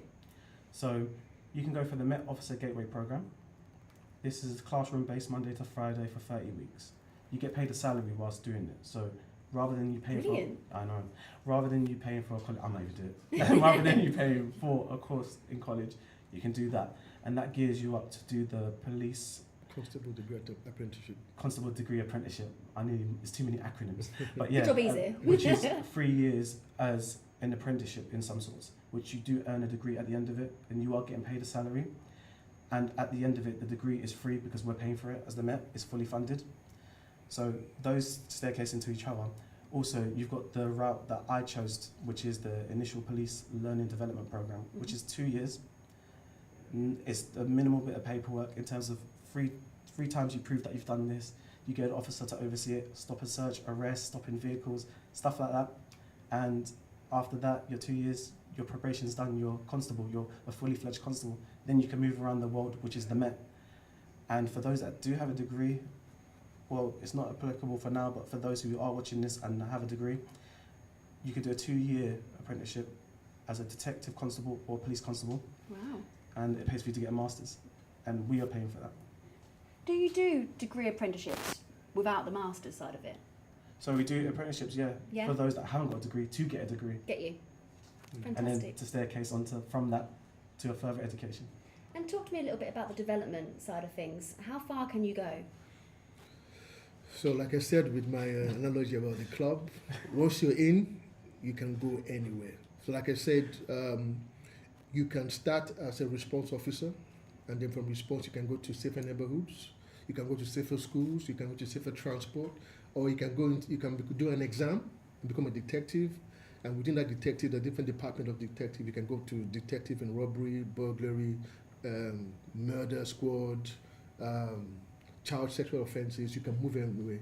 If you have gone all through the department and realize that I want to spread my wings a bit more, you can then go do an exam, become a sergeant. And like I said before, once you become a sergeant, all those departments are still open to you. And after that, you say I want to move up, you can become an inspector. All those avenues are open. So the higher you go, those avenues or departments are still open Just to you. keep opening doors the whole way up. Yeah. So the department doesn't change because of your rank. It just because, for example, right now, if you become a detective, you become a detective constable for robbery. If you become a sergeant, you become a detective sergeant. If you become a detective inspector, you become a detective inspector, detective superintendent, chief superintendent. But you are still responsible for that department. So So again, you can increase your knowledge by going to different clubs, or you can go up and say, you know what, I want to become a maestro in in hip hop or whatever. You just go up like that, you know. I love the metaphors. This has been so eye-opening. Thank you both so much for sharing all of that with us. Where can people find out more information if they want to apply today? Obviously, they can check out the description on this stream today, but is there a website as well? Yep, the Metropolitan Police website. You can go to the careers part of it, and you can say meet the recruitment teams. Under that, there will be a link which says about the events that we're holding. You click onto that, sign up to an outreach event.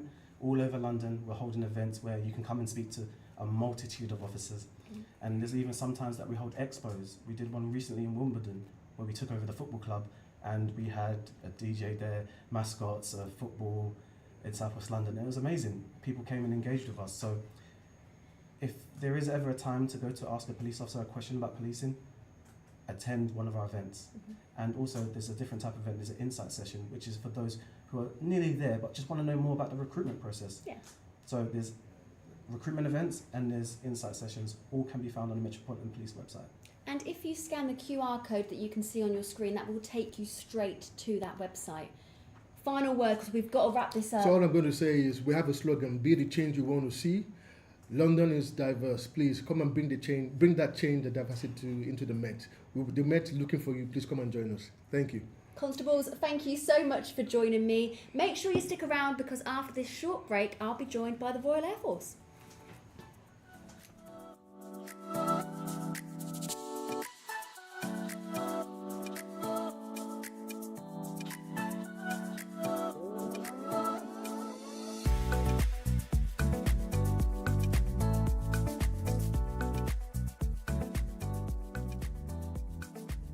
My career has been really varied and rewarding. I've policed major events and worked on emergency response.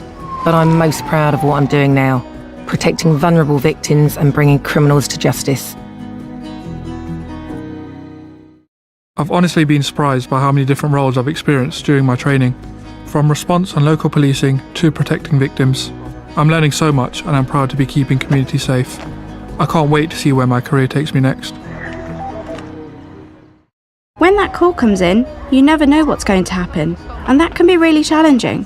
But it's so rewarding to know every time I put on my uniform and take that call, day and night, I'm tackling crime and protecting people. Oh, really? Oh, nice.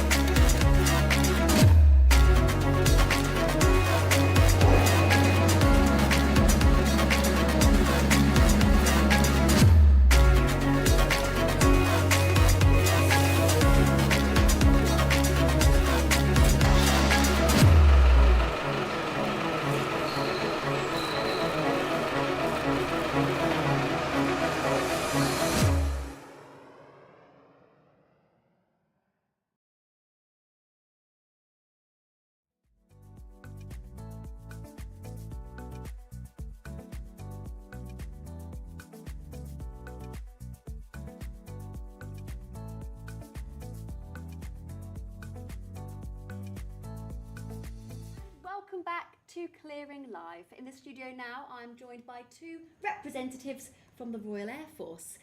Can we start by hearing your names and a little bit about the role that you currently do? Hi, I'm Maria. I've just served 30 years in the Royal Air Force. My trade's a logistics supplier, and I've just joined in the careers engagement team shortly, so I'm very excited to be here today. Fantastic, 30 years. Yeah, it's a long time, isn't it? Lots of knowledge about the Royal Air Force. I'll be coming to you. A lot, yeah. And you? So I'm Sergeant Ant Campbell. I've done 15 years in the Air Force, sorry. I've got 15 left though on my contract. I'm a logistics mover by trade. The long and short of that is we are like Amazon for the Air Force, fly around the world, deliver, resupplying troops and areas right across the globe. So you get to see the world, make Yes. connections, change roles, all of that good stuff, and we're going to chat all about that in this session. Lovely. But first, we have got a video all about adventures, adventure training. Let's have a little look at that.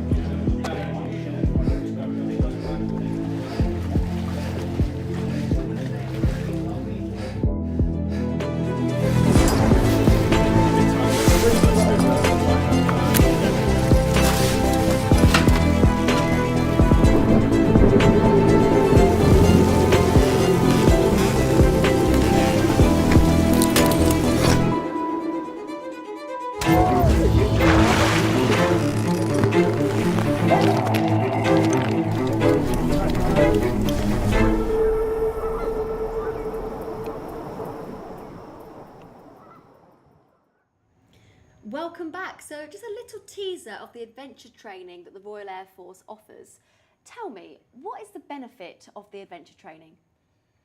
Well, so it gives personnel opportunity during work time as well to go out and learn team building skills, surviving in different areas, experiencing different things. So we call them Eagle schemes in the Air Force, and personnel apply to do them. And for instance, there's one that wilderness that goes out to Scandinavia. So personnel would work in pairs. Mm-hmm. They arrive in location, they're given some rations, a telephone and a kayak, and then given a point to where to get to on a certain time and date, and then that's down to them to get to the point. I would want to say survive the journey, but you know, I mean, it is what it is.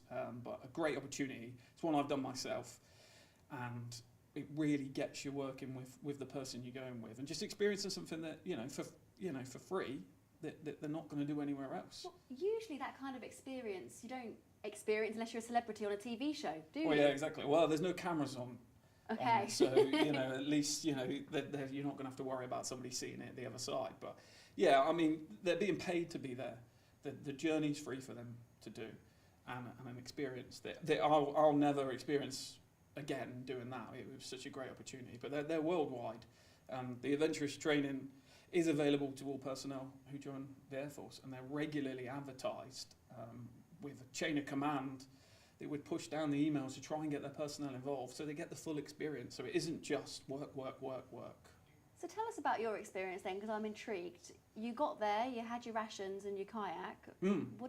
What on earth did you do? Follow a map, cut across, cut across terrain.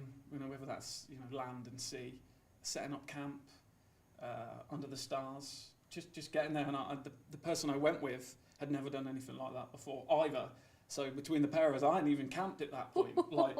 So yeah, I mean, it was a tough experience, but a lot of fun, and certainly tests your character in cold climates, which normally, you know, you're not going to do day to day. You're not going to push yourself out of the comfort zone if you don't need to. Whereas, you know, with this, we had no choice. And stepping out your comfort zone, I believe, is where you grow if you actually push yourself outside of that. Can you do this adventure training as soon as you start, Maria?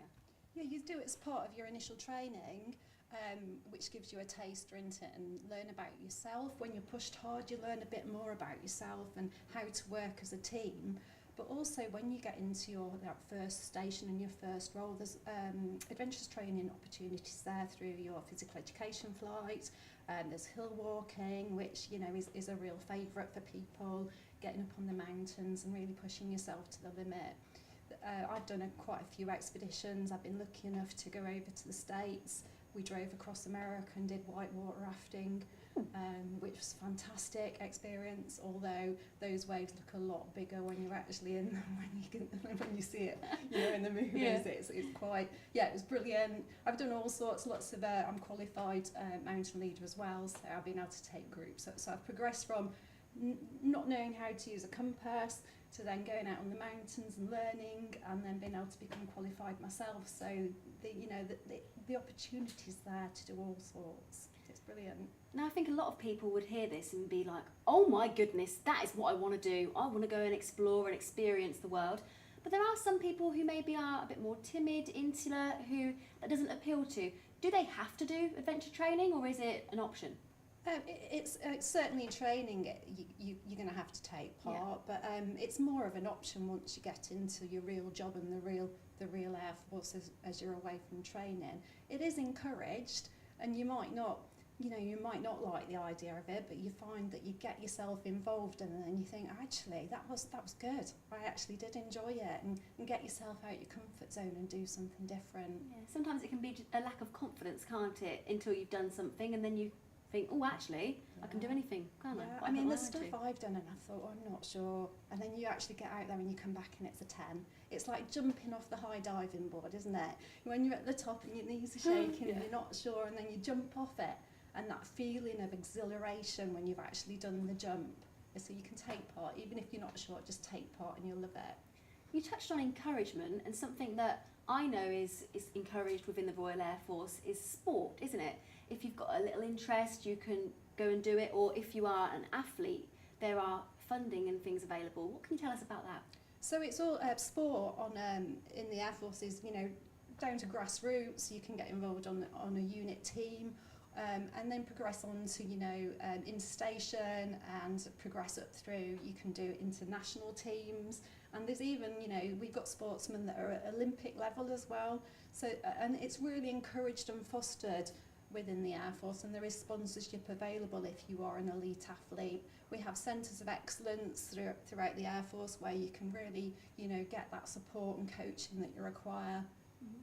And you might be thinking, well, how does she know that? Well, actually, we filmed the second series of Find Your Force, the Royal Air Force podcast, all about sport, and I got involved myself, so keep your eyes and ears peeled for that. Going back to the Royal Air Force and some of the benefits within the profession, what can you get other than your normal salary? So it's a long list, I'm sure. There are. I mean, we have subsidised living in the Air Force as well to support the salary. So our accommodation is at a heavily reduced rate to support personnel to bolster their wage packet. We also have free medical and dental care. And if I am not feeling very well, I will see a doctor that day. And if I have toothache, I will see a dentist that day. That's unheard of, isn't it, nowadays? More or less, yeah. And that's because we have access to all the dental and medical centres on all of the military establishments. You know, you're going to find it hard not to find one. Equally, we have education opportunities available for everybody. So not only would personnel potentially join the Air Force in a specific profession or trade, they would gain their qualifications from that. So, for instance, anybody going into a logistical role would gain an equivalent logistical qualification to the role that they've gone in, but with further opportunities. to gain a logistical degree. So they wouldn't just have their basic training, apprenticeship and MVQs, they would then be given the opportunity to do a degree, all funded by the Air Force, or part funded by the Air Force if they were looking at an area outside of their profession. So I've gained teaching qualifications, which overall at the start of my career didn't have a great deal to do with it, but the more I've developed, the more I've sought opportunities to train and educate personnel, I've managed to gain those qualifications myself. So the possibilities are endless, and the areas that personnel want to go to. Every military establishment has an education department, which is as professional as a college, as a university, and you go there and you talk to a professional who would advise personnel about what to do. Now, whether they were leaving the Air Force and they're looking to a resettlement, we run specific courses for that they can gain further qualification and use the funding that the Air Force supply, because it's there for everybody. And because the funding's there, we use it. If someone's going to give you X amount of money a year for education, you're going to use it. It's the same with the adventurous training. It's the same with the sport. If it's there, well, we may as well use it, because it's no point in going to waste. So every opportunity that's there, I know people that have took loads and loads of different areas and different educational opportunities, sports, but at the same time, they've gained their basic trade knowledge as well. And you're encouraged to do that, aren't you? Yeah, absolutely.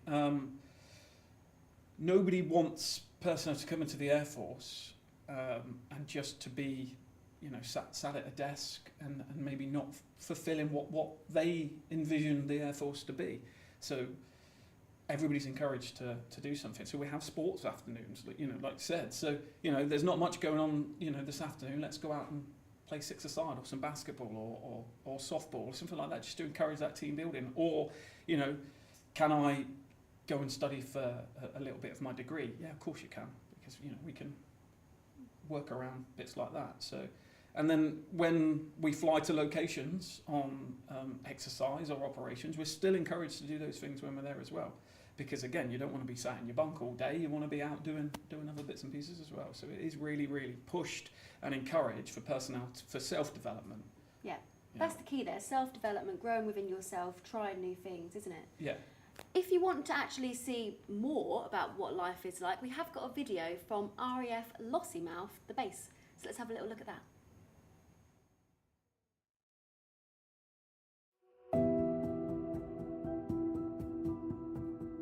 We're very fortunate here that it's isolated enough so that there's not too many people around, but there's lots to see and do, particularly if you like the outdoors. Beautiful beaches, great for families, and great for youngsters. I volunteered for this post because it was the job that I was interested in, and I hadn't actually been to Lossiemouth before. But after moving here and living here for a while, I wish I'd honestly moved here sooner, because it's a stunning part of the world to live in. Just down in Lossie itself, in the town, there's two stunning beaches. One's a white sandy beach, the other is sort of a pebble type beach. And yeah, Lossie beachfront itself, plenty of restaurants and bars as well. The Royal Air Force outside work does offer you quite a lot. You've got hundreds of Eagle schemes that will allow you to go abroad, to go skiing, kayaking, paragliding or abseiling, mountain biking, I've been surfing. The rugby clubs, football clubs. You've got a esports gaming club that's just been set up here at RAF Lossiemouth and it's getting more funding. There's plenty of adventure training to do up here, especially hiking and mountain biking. But on top of that, there is also RAF flying clubs that offer subsidised, non-for-profit flying training for anyone that wants to get their pilot's licence. So where I'm kicking around base, I tend to use the messing facilities to eat instead of cooking in the block. It's a subsidised meal and it's fantastic quality. One of the best messes when the Air Force is up at Lossie. I cook for myself in the kitchens. They're incredibly spacious. There's a lot of kits provided in there, such as microwaves and stoves. So I just cook for myself, really. Not only that, there's a bar called Barrel and Bean, which also has a Starbucks attached to it. I'm a very, very avid coffee drinker, so I go down there quite frequently. So personally using the facilities up at RAF Lawsonhouse, one of the best ones got to be the quarters, especially the new ones that are getting built right now to more modernise the way we're living and keeping our lifestyle up to date. And just the bar has just been refurbished as well, and it's a fantastic option now just to go with your mates on a Friday night. And when you've got a bit of free time, go to the gym. That is free of charge, and it's got more kit than what I would say you'd find in a lot of civvy streets. And it's always well kept clean and up to date. Before coming up here, I was sceptical. Oh, it's far away from everything. But being up here, it's generally been the best time that I've had so far. It's a fantastic base, and just I wouldn't listen to as many negative comments, but I'd make your own decision on it. If you're an outdoors, adventurous type of person, I can't think of anywhere better really to work from. Have an open mind. I know it's far up north, but once you're up here, it's very much a community. Once you get in here and you start to get embedded and meet the people, you start to identify that it's actually a gem of a place to live.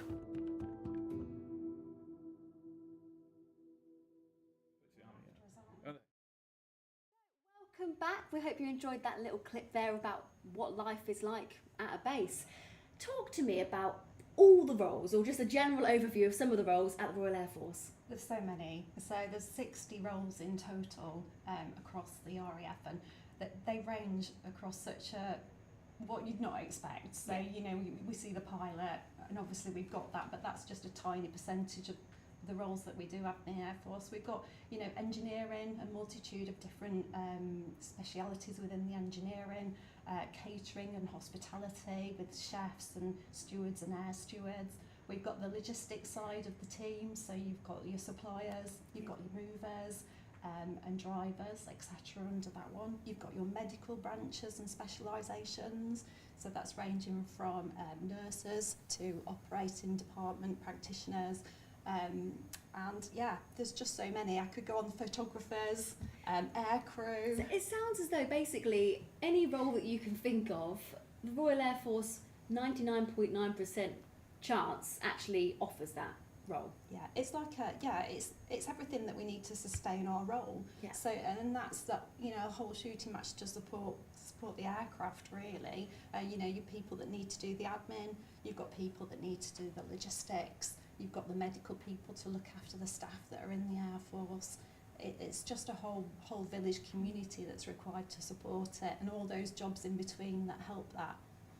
And throughout our stream today, we've touched on apprenticeships because degree apprenticeships are becoming more and more popular.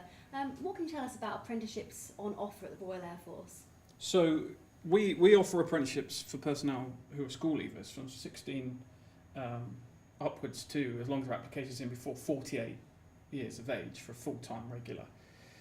And personnel joining can start at an NVQ level, so be that engineering or logistics or air operations and cyberspace, which is our IT. And they would gain an apprenticeship NVQ level to that point, where they complete a basic phase 2 trade training qualification. Then they will be given opportunities to gain a degree in that area as well, depending on the person, because again, you don't need a degree to be in the Air Force. You can have a full 30-year career without gaining a degree because you will be doing your day-to-day job. Or you can gain a degree as you go. So all of our officers require 2 A-levels of 64 UCAS points to apply to be an officer. They would gain a foundation degree in leadership and management, and then they would push towards their degree in their chosen profession that they went into. There are other roles where personnel would require, again, the same UCAS points, but come in directly as NCOs, so as us here, sergeants, and they would work towards a working degree in, what's it called? We've been through this, haven't we? So air traffic control. Sorry. There you go. So they would get a level 5 foundation degree in that, and again would push on to where they want to from there. So the entry requirements in the Air Force, I would say there's a job there for everybody, because there are roles that actually don't require any academic qualifications whatsoever. Now that's not to lower those roles at all. It's just they will receive their training in the Air Force. So they can't go to university to learn how to load an aircraft, for instance, because it's a military aircraft, so you would learn that from there. And then working your way up to degree level that side. But we have personnel, jobs that require GCSEs, jobs that require A-levels. But there is a position there for anybody who has an idea of where they would like to go. We have roles in HR, so we have our own section that look after our welfare, look after our pay, and they predominantly support our physical output, but mainly based in and around the UK. So if personnel don't necessarily want to be travelling around the world all the time, there are roles for them as well as those ones that are out all the time. And again, a different level of qualification. But I always say, we said it outside as well before we came in, it really is personnel dependent on, and we want to provide the opportunities, but it's how far people want to push themselves, and that's encouraged to do that. But it's not a necessity to have a successful career in the Air Force. It's to just push at degree level. You can have a full and varied and successful career being a fantastic tradesperson. Well, just a reminder to take a look at some of those opportunities that you mentioned there. Have a look in the description of this stream today and you'll be able to see that. Also, ask any questions that you have in the comments box. You mentioned hospitality and cooking. Yeah. Have a little look at this video from the Royal Air Force where I was working with some chefs. So can you just add a bit of oil into the pan, and then I'll get the roasted vegetables out.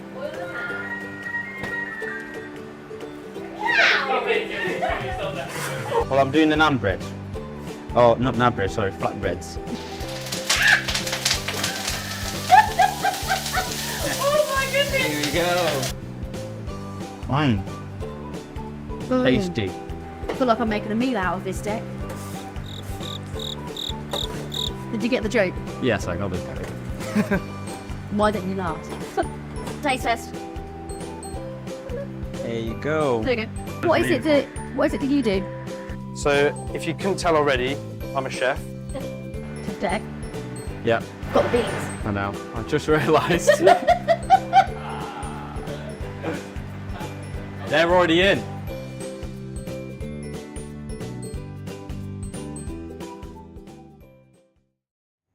Welcome back to the studio, and if that content appealed to you, make sure you keep your eyes and ears peeled because that will be coming out soon. So let's talk a little bit about the application process. You mentioned just changing roles recently, so you've kind of been through it more recently. Tell us about it. Yeah, I mean, to apply for the Air Force, you basically start online, and that's your first point of call. There you'll fill in your information, and your details will be forwarded to your nearest Armed Forces Careers Office, and then you'll hear from them. So following all of that and then requesting some information from you, they'll invite you in for an aptitude test, the Defence Aptitude Assessment, which is a multi what's the word I'm looking for? It's got multi-answer questions on different multiple choice. Multiple choice. That's happened to her now as well. Look, we're all doing it. Yeah. And it's all over verbal reasoning, numerical, spatial awareness, and mechanical and electrical, covering those off. So it kind of covers all the different aspects of all the roles, and it kind of might help you understand where you might be better suited as well. So following that, successful, obviously you're going to pass it, and you're going to be successful at this test. You'll then be offered an interview, which takes about 40 minutes, covers mostly, well, half of it's about yourself really, and then also the role that you're interested in and your training, etc. in the Air Force. So once you pass this, because you're going to pass that as well, you're going to go on to medical, just to make sure that you are going to be fit enough to be in the service. And then you're going to go on to a fitness test, which is, when we mention the word test again, it kind of gets people a little bit worried about it. But there's plenty on the website. There's a really good guide on how to get fit if you're not feeling fit already, or you've been away from school or college a little bit and it's declined. Mm-hmm. There's a really nice fitness booklet in there, so you can work on your fitness if you've not done that already. And then all that being well, you'll get an offer of service and a final interview. And then you'll be into training. So yeah, it sounds long-winded, but it isn't, and we're there to help you through it. And it's worth it. If you get a 30-year career or more, it's worth it, isn't it? We have got to end there, otherwise we could be chatting all day, I'm sure. Thank you very much for sharing all of those insights. Thank you. Really enjoyed it. you. And thank you to you for watching that session. We'll be back in a moment where I'll be joined by the Army. So can you just add a bit?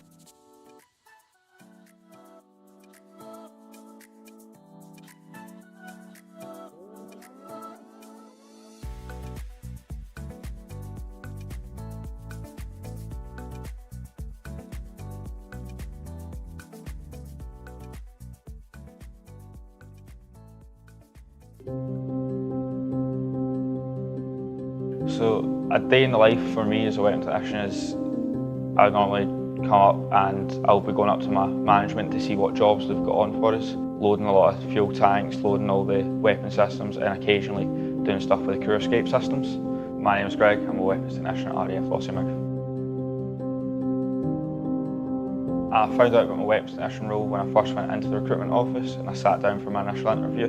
I had a few options that I wanted to pick, but when I was given the information leaflet, it's what caught my eye straight away. Training wise, I had my 10 weeks at Halton, which everyone goes through, and that is a tough 10 weeks, but it mentally prepares you for what your challenges are going to come in the Air Force. And then after that, you go into a 12-month course at RAF Cosford, where they teach you not just the academic side of stuff, but also all your technical and all your hands-on experience for people that may not have had that in the past. After my Phase 2 technical training at RAF Cosford, I had the option that I could have went into an explosive storage area, I could have came to a small arms armoury, worked alongside the regiment and helped care for their specialist kit, or do what I do and go on to a first line Typhoon squadron and help re-roll the jets for whatever operations needed. I personally feel that one of the weapons technician roles is the most important role in the RAF, due to the fact of without it, the pilots couldn't fly. You need it for the crew escape system, you need it for their ejection seats, and without the weapons, well, you wouldn't really need a Royal Air Force, would you? So the Royal Air Force has provided me with some level 3 technical qualifications, along with the opportunity to further that into an engineering degree if I would want to take it that far. Along with they will provide you with any training you want. You get a lot of university credits that you can use. You get a lot of opportunities to travel with the Royal Air Force, whether it's going on deployments, different operations. I personally are hoping to go to Cyprus in August to go on a parachuting week and get a skydiving qualification at the end of that. So I made the decision to come up to RAF Lossiemouth during my Phase 2 technical training, where I put it on a dream sheet of 3 options where I'd like to go and 1 option where I wouldn't. And through the process, I got selected to come up to RAF Lossiemouth. Being stationed at Lossiemouth, the best thing's got to be just the scenery around. You're 5 minutes from the beach. There's a lot of nice walks through forests and hills. It's just a fantastic area to be. Being a weapons technician, there's not many jobs you can do as a single. It's normally a load team of 4, and working within that team is a great way to kind of form bonds between you and your other colleagues, not one that many other roles have. Because you're so close and you need the communication is one of the most key parts in being in this role.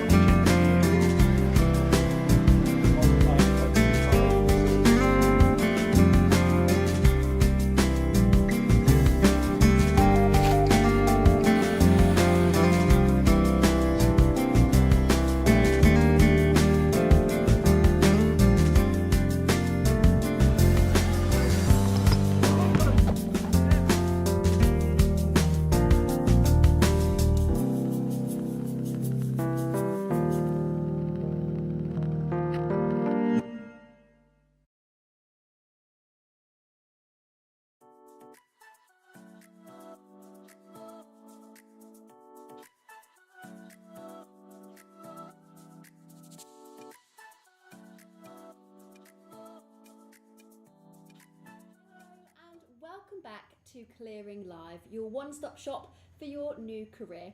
As you can see in this episode, I have two new guests with me, and we're going to be speaking all about the Army in this session, from the application process, roles available, and benefits that you could take advantage of throughout your career. So let's begin by having you both introduce yourselves and give me a sentence about your current role. Hi, so I'm James. I'm a captain in the Army, and I'm normally an instructor up north, but at the moment I'm working in media and comms for recruiting. Fantastic.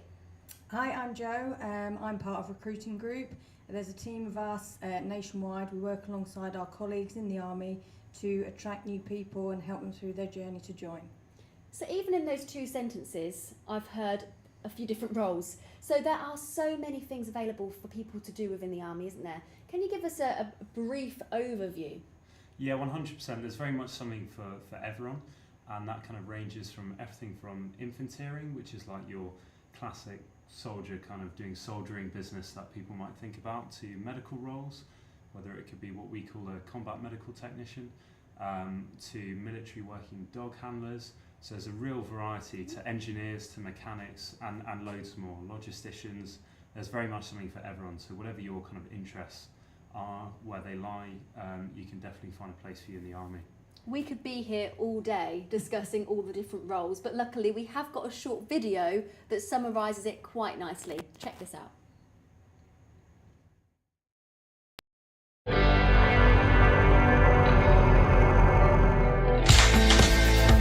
Really recommend you joining the Army. There's loads of apprenticeships out there for all kinds of people, whatever trade you want to do.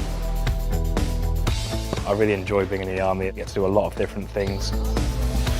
Every day is different. I'm out doing different kind of jobs. The Army go places that you wouldn't even think that it was possible. I get to travel the world, make new friends. I really love it here. I'm enjoying the apprenticeship. It's a great job and it's a great career. It's a great trade, something that'll stay with me for the rest of my life, something I can use outside of the Army as well. Being in the Army is the best decision that I ever made. It is brilliant, it is fun, it is interesting, it's what you make it.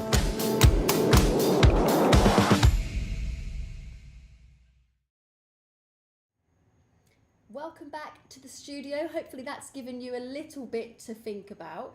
Now, one of my questions that I've always had really is, what's the difference between soldiers and officers? So a soldier typically is the troop on the ground delivering whatever the effect or task that's needed is, and that's pretty broad brush because there's so many different things we could be doing. So that could range from operations that might be humanitarian focused. It could be, for example, working training national park rangers in Africa, doing counter-poaching stuff.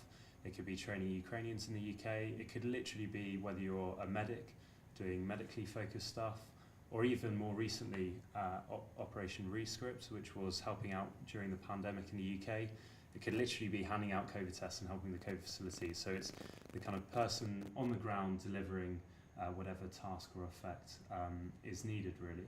And an officer is typically the commander or leader of those people. So there's a soldier first mentality we have, but also they're the one that's kind of in charge of the planning process, as well as kind of delivering on the ground with their team of soldiers. So a soldier's role is kind of reactive, isn't it? Because you're reacting to what the need is.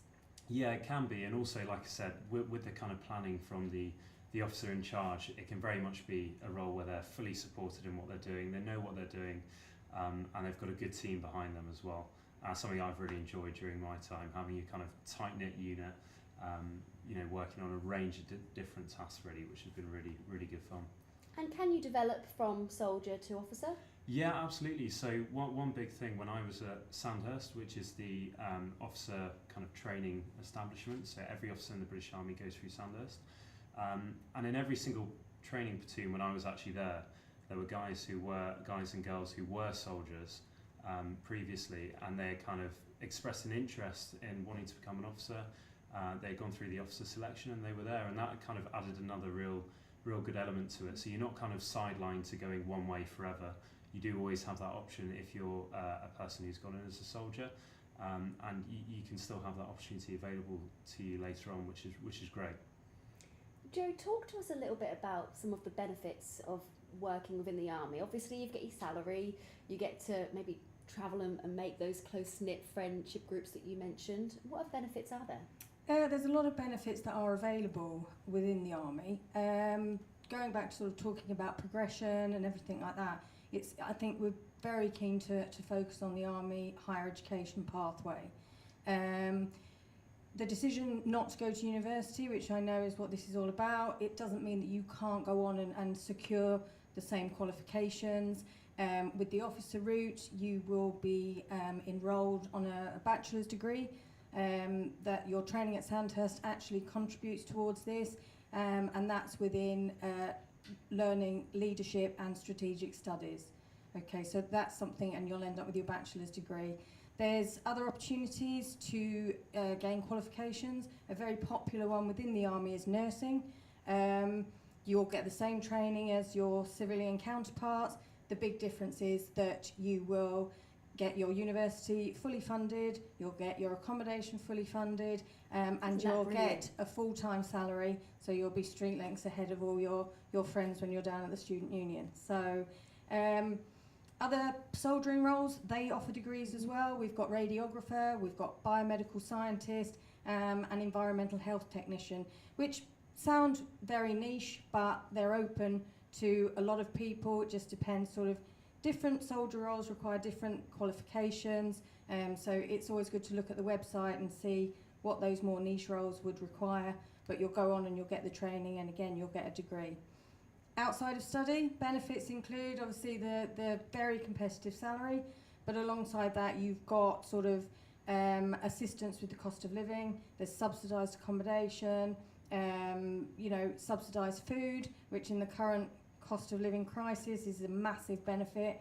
You've also got free gym membership and access to medical and dental services, which you get seen instantly, which again is something that we don't always capitalise and have the benefit of in civilian life. It's like a whole new world, isn't it? Absolutely. Talk to me a little bit about the kind of personal advantages to working in the army, because we've touched on the career progression and some of the benefits in a career sense, but what about as a person, what can it give you? So I mean, in just covering the opportunities within that as well, so some of the perks I've had, obviously I joined the army myself to go on operations. There's that operations side of it, which is really exciting, and that's at the heart of what we do, and that's something that's hugely beneficial for you as an individual to be able to be part of that and contribute to it. Also, there's the opportunity to play loads of sports. I mean, if you can think of a sport at all, it's definitely done by the army, and that's an amazing opportunity. So I've been able to play rugby. I've also played or competed in cross-country skiing and biathlon in Sweden, which I'd never be able to do otherwise. And the team of soldiers that I took with me, not one of them had skied before, and so that was an amazing opportunity to go do that. So the sports side is amazing, really. Then in addition with that, we have something called AT, which is adventurous training. And adventurous training is brilliant because it gives an opportunity for soldiers and officers to be put outside their comfort zone in a new environment, but in something fun and engaging, and that really has parallels with what we do in our day job and can really benefit us there. So some of the opportunities there, you could go everything from rock climbing in Cyprus to parachuting, either in the UK or Cyprus. Wonder which one you might want to choose. Yes, Cyprus every time. Exactly, yeah. It could be scuba diving, it could be sailing, a number of different things, which is an amazing opportunity to get on, and that's something you definitely couldn't do outside of the military. That's something you get paid to do as well. And in addition with that, there's all sorts of other benefits. So for example, travel, that kind of comes within all of that. I spent 18 months of my career in Cyprus, based there, which is an amazing opportunity, and to actually see a part of the world that I wouldn't necessarily have seen in such depth otherwise. And I've also been to the UAE, I've been to Sweden, as I mentioned there, competing in biathlon and cross-country skiing, and I know other people have been all over the world. So that's an amazing opportunity for anyone, really. So those are some of the kind of fun stuff, and then in addition to that, some of the other personal benefits. You get free gym access, accommodation is so cheap, it's free when you're actually out training, your food is really cheap, so in terms of your actual expendable income, that's you've got a lot more expendable income from what you're earning than you would outside, so there's so much stuff there. You also get 38 leave days a year, and by leave days I mean holiday basically, That's a lot of which holiday. is quite a lot. So you know, at times there may be some times where you might have to work weekends, but at the end of the day you get an awful lot of holiday, which is great, and I definitely enjoy and make the most out of, and why wouldn't you? So that's something that's great. And even if you do work, sometimes you can get days off in lieu, so we call it. So if you've worked several weekends in a row, you could get a few days holiday added to that. So that's a really good benefit as well. So that there's an endless number of benefits. Yeah, the really. list We could go all day. We really could. Yeah. I want to hear from both of you your personal journeys as to why you chose the army. James? So I joined to deploy in operations. That was my own personal thing. There's a number of reasons you can have. I really wanted to deploy in operations, leading and commanding soldiers, and I've been fortunate enough to be able to do that. And it's, you know, for me, there's a number of different operations we do, and just to be a part of that and try and make a positive impact in what you're doing, and in leading your soldiers in doing that. And that could be from a number of different things. It could be within force protection operations, as I've done, or it could be, like I said, doing counter-poaching stuff in Africa, which is really exciting, or it could be doing humanitarian stuff, it could be UN peacekeeping. There's so many different roles, or even short-term training teams, we call it, so training other armies so that they can deliver what they need to deliver as best as they can. And for example, we're doing that at the moment, training Ukrainians in the UK, which is, I think, having a positive effect. It's meaningful work, isn't it? Yeah, exactly. So that kind of having a meaningful output, but also doing something that's kind of physical, outdoorsy, and engaging. And I think that's what it can appeal. It can appeal to people who are interested in that. And like I said, there definitely is a place for everyone in the army, depending on your interests. It doesn't need to be kind of doing the soldier stuff. It could also be everything from a dog handler to a lorry driver to absolutely everything between. To a medic, nurse. I mean, there's so many different things. So there's definitely a place for everyone, and I definitely encourage people to have a look on the Army job site and kind of have a look what might suit them if they're that way inclined. Whilst you're passing that mic over to Jo so she can tell us her story, that website will be in the description, so make sure you have a little look there. Personal story for you, Jo? I'm actually a civilian recruiter. Okay. So I've not been in the army, but you know, it's my opportunity to sort of try and put across, just as a civilian, I was completely unaware of the opportunities that are available in the army, and what I've learned over the last few years, I am a massive advocate for it now from a civilian perspective, and hopefully by learning that, my role now means I can put that across to people who perhaps wouldn't have understood it before. Yeah. So, you know, that's why we work together now to try and kind of sell the dream from a civilian perspective whilst also listening to the guys who've got the experience on the ground. Well, you've got a very interesting kind of point of view, because you know what it's like to be a civilian with the cost of living crisis, with the dentists and the doctors, as you mentioned earlier. Yeah. So you can see, oh my goodness, this is brilliant. Whereas I imagine people who have been in the army for a while kind of start taking that stuff for granted. Yeah, I mean, I can certainly see sort of the benefits that the men and women have got who go through the process, but yeah, I mean, and another point I'd like to make from a civilian perspective is I have met now lots of soldiers and officers, and I've never met one hand on heart who doesn't love their job. So benefits aside, the career progression, the job security, the career satisfaction is very, very evident as you work alongside them. And loving what you do is really important, isn't it? Because you spend most of your life doing it, most of your time doing it. Absolutely. So you've got to enjoy what you do. Now, we've heard about some of the cool stuff that you can get up to within the army. Take a look at this video and see some more of those things.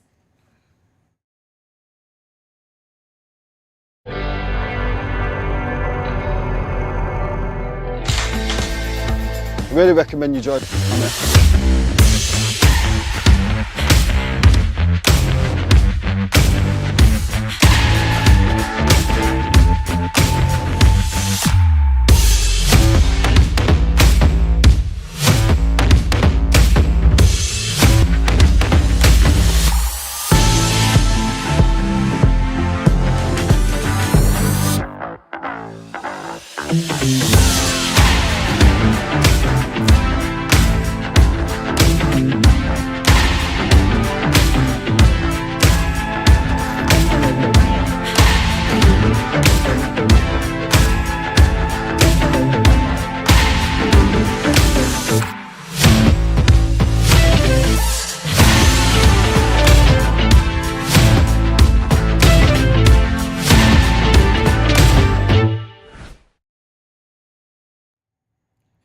And welcome back to the studio, where I'm joined by two representatives from the Army talking all about recruitment there. So let's talk about what someone should do if they've watched this or they've been on the website and they're now interested in signing up to the Army.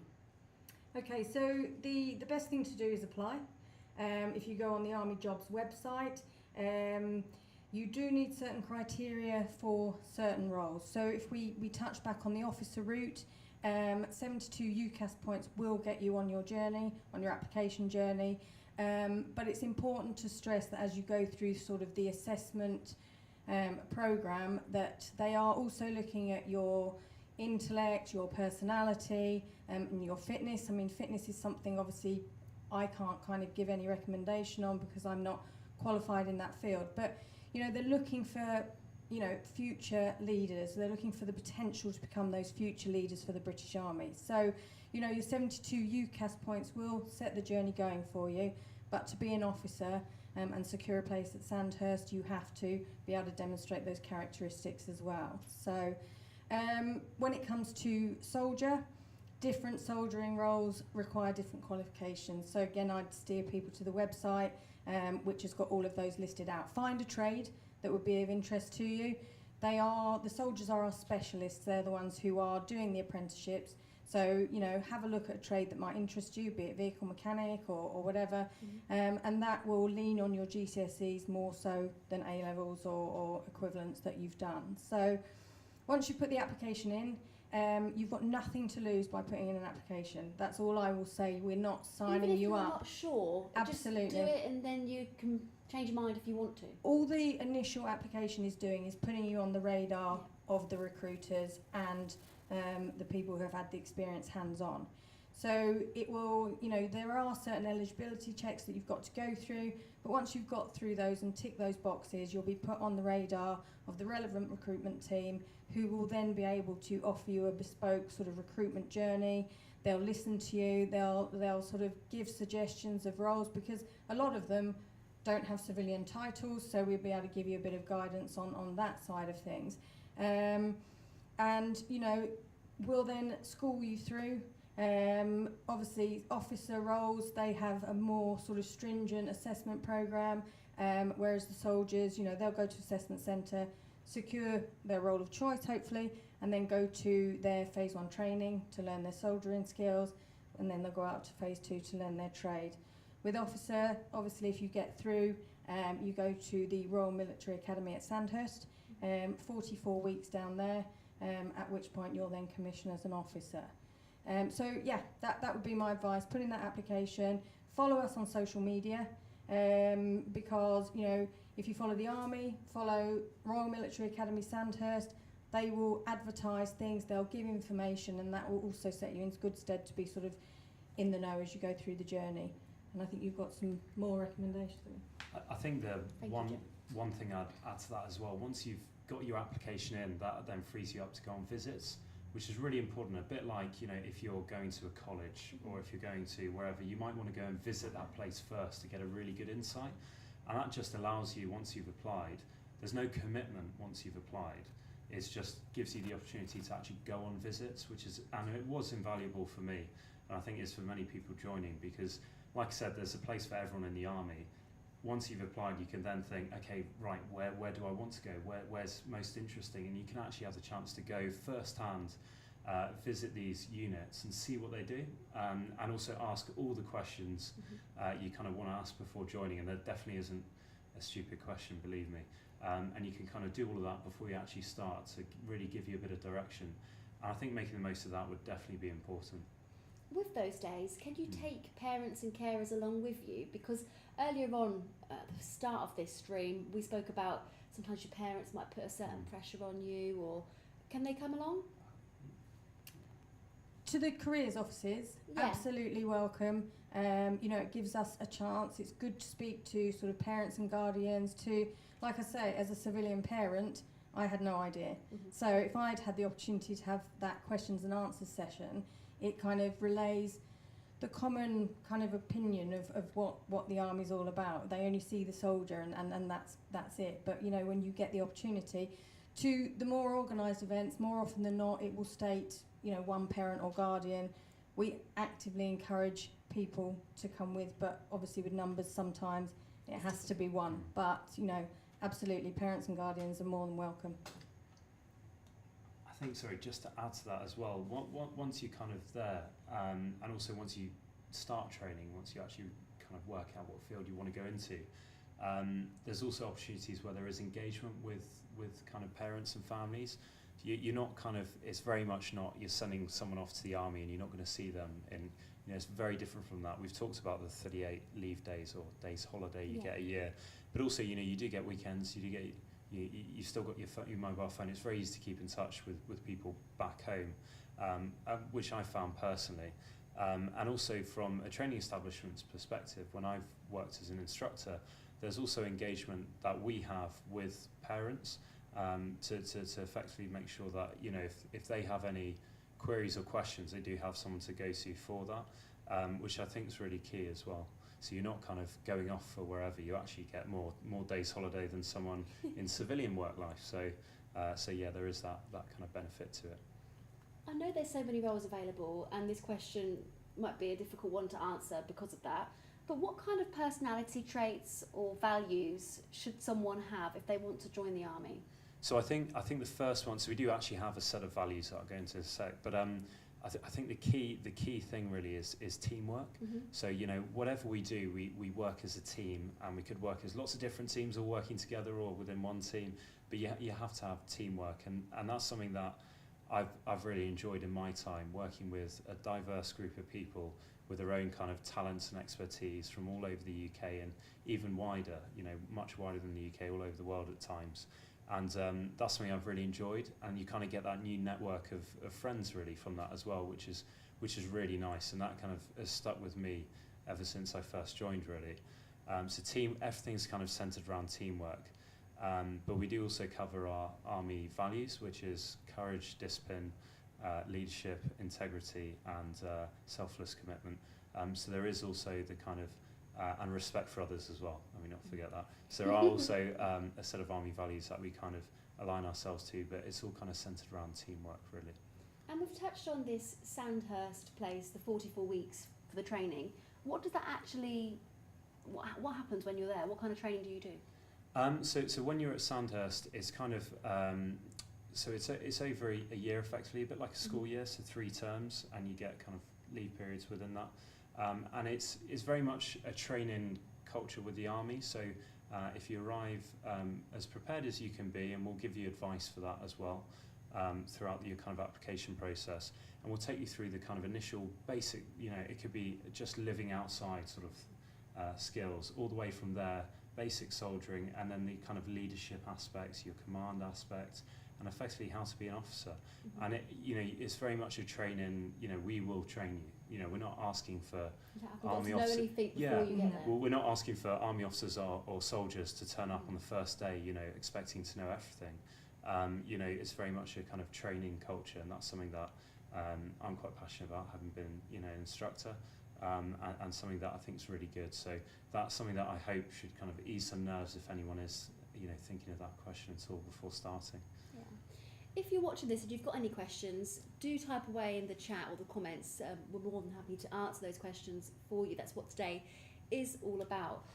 One final one for both of you. If someone's watching this, they've got their A-level results today, they're not sure if they want to go to the uni they've applied for, or if they want to go at all. Maybe they want a gap year. Maybe they don't want to go. What would you say to them is the reason they should join the army? James? I think for the opportunities, like I said, there's something for everyone, but within that, there's great opportunities. Those opportunities come from operations that we do that range from everything from combat operations in years gone past, but today, particularly being ready for that, to training with other armies, to whether it's humanitarian work, whether it could be counter-poaching, peacekeeping. So the operational side of it's definitely there. Also the sport, AT, you know, the great mates and friends you can make from your time in the army. And all that stuff's awesome, right? You know, why wouldn't you want to join from that? Well, exactly. Joe, anything to add? Look, I agree with everything that James has just said, but there's also the sense of belonging. You know, a lot of young people don't always have that sense of belonging, And like I touched on before, I've never met a soldier who doesn't love their job. They're all very passionate about what they do. And you are getting a skill set that will be transferable into civilian life with all the other benefits that James just touched upon as well. So, well, Joe and James, thank you both so much for sharing all of those insights. Thank you for watching this session. Make sure you stick around, because in the next and final session, I'll be joined by Connor Cotton from Not Going to Uni. He'll be chatting about application tips, routes once you've got your A-level results, and so much more. Don't go anywhere.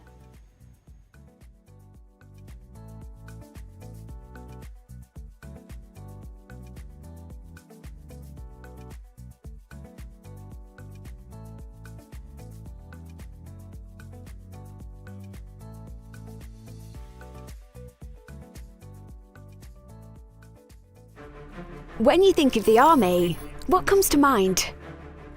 Guns, tanks, explosions? But this is just one component of a large organisation. The army is made up of different moving parts. Each is like a cog in a machine, able to adapt and work in any environment, in any emergency, in the face of any threat. We split our many job roles into 7 main career areas. Logistics and support, feeding our troops and transporting equipment, vehicles and supplies over land, sea and air.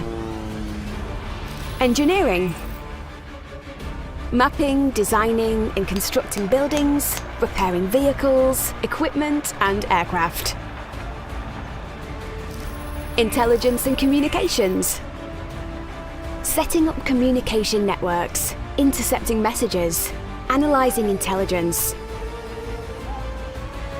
HR and finance, managing pay and accounts, organising, giving legal advice, policing.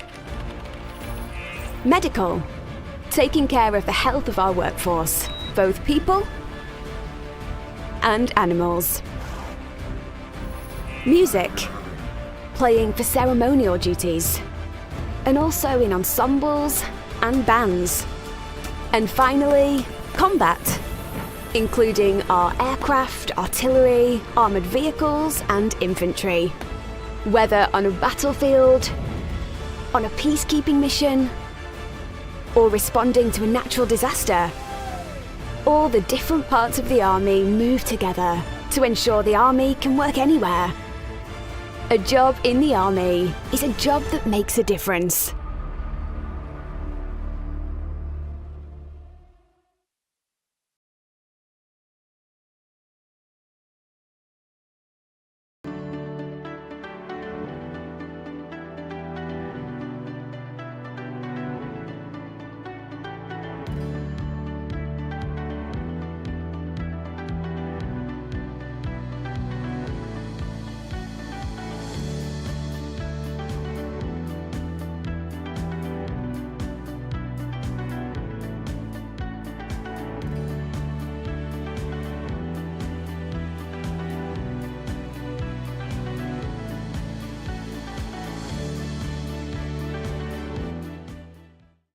We are currently on the lookout for a number of different ambassadors from different industries and with different backgrounds. If you've taken part in a gap year, had volunteering experience, done a first-year job, traineeship or T-level, we'd love to hear from you.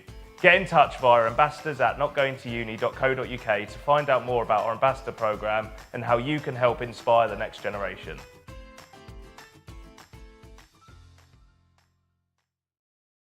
Hi, I'm Katie. Hello, my name's Jamie. Hi, my name's Maya. My name's Amy. My name's Isabel. I'm an ambassador for Not Going to Uni, and these are my top 3 tips to help you find an apprenticeship. So you're an apprentice, right? How long is your scheme? Tell us a bit more about the programme itself. Yeah, so it's a 3-year scheme and I'm about a year in now, and at the end of it I'll gain a degree in business management but also chartered management status. I think it would be useful for us to talk about what we wish we'd known at sixth form with regards to our options at university. Here are our top tips for exam day. Eat a nutritional breakfast and stay hydrated.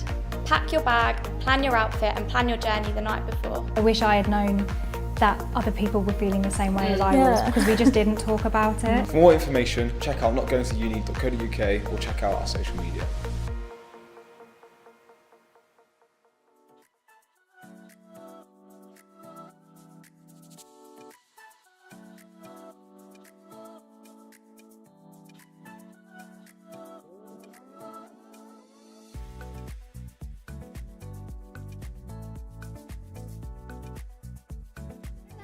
And welcome back to Clearing Live, where an argument is broken out in the studio. Yeah. I'm joined by Not Going to Uni's Connor Cotton. Connor, be for back. those who may not have been watching First Thing Yeah. earlier, tell us about you a little bit more. Yeah, so I'm the managing director here at Not Going to Uni, so have the joy of running the company day to day. And we exist for days like today to support young people with, hopefully, like it says on the screen, discovering their future career and making that best step when they leave education. Well, we've heard from a lot of different employers today. We've had the Royal Air Force, we've had the Metropolitan Police, the Army, we've also had LARSH Yeah. as well, which is a nice word when I've said it right Yeah, that when you time, said it right. LARSH, yeah. Talk to us about what Not Going to Uni can offer people, and feel free to show us the website as well. Yeah, so the platform is made, and we have our glamorous assistant Ben, who's floating around in a minute, who's going to help us go through the website. The platform exists online, available mobile, web, wherever you want to find it, to be able to discover a whole variety of different opportunities. It's ultimately a job board. So as you can see on the homepage at the moment, Ben, if you could scroll down as my glamorous assistant, there are just some of the many, many companies we work with. You've got Copper there, who are based out in Wales, the Royal Air Force, who we've heard from today, KPMG. Ben, if you could please scroll up. Skoda, QA, who are a massive training provider, Otis, DEFRA, who are another government organisation, we've heard from 2, 3 today, if you include the police, ICAW, in the accountancy space and much more. And there's a whole variety of different employers on our website who list all of their opportunities. So there are apprenticeships, there's first year jobs, there's gap years, there's traineeships, there's boot camps, there's gap years and work experience as well available. If a young person is sat at home and wants to take the plunge of signing up, if you scroll up please for me, Ben, there is the register button in the top right. And our Wi-Fi's not working. And our glamorous assistant, my internet has gone down. Let's try that again. Oh. Well, in the meantime, tell us about how you came to be in your role of Not Going to Uni. Yeah, so by accident, I never left school thinking I was ever going to do anything like this. When I left education, I was going down a sport-heavy route. I did my football coaching badges when I was 16, and was very much destined for thought I was going to be a PE teacher, something along them lines. When I worked in a school for 6 months, when I left and realised you don't make much money working in PE, I was a PE technician, which is basically the dog's body around the department. So you're pumping up balls, things like that, supporting the coaching.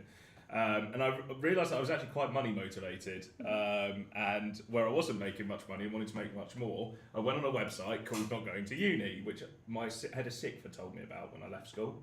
And she said, if you don't want to go to uni and you've rejected your offers, which I did, why don't you go on here? So I went on there and there's a job called a digital media sales exec, and I didn't know what that meant, but I applied for it and got it.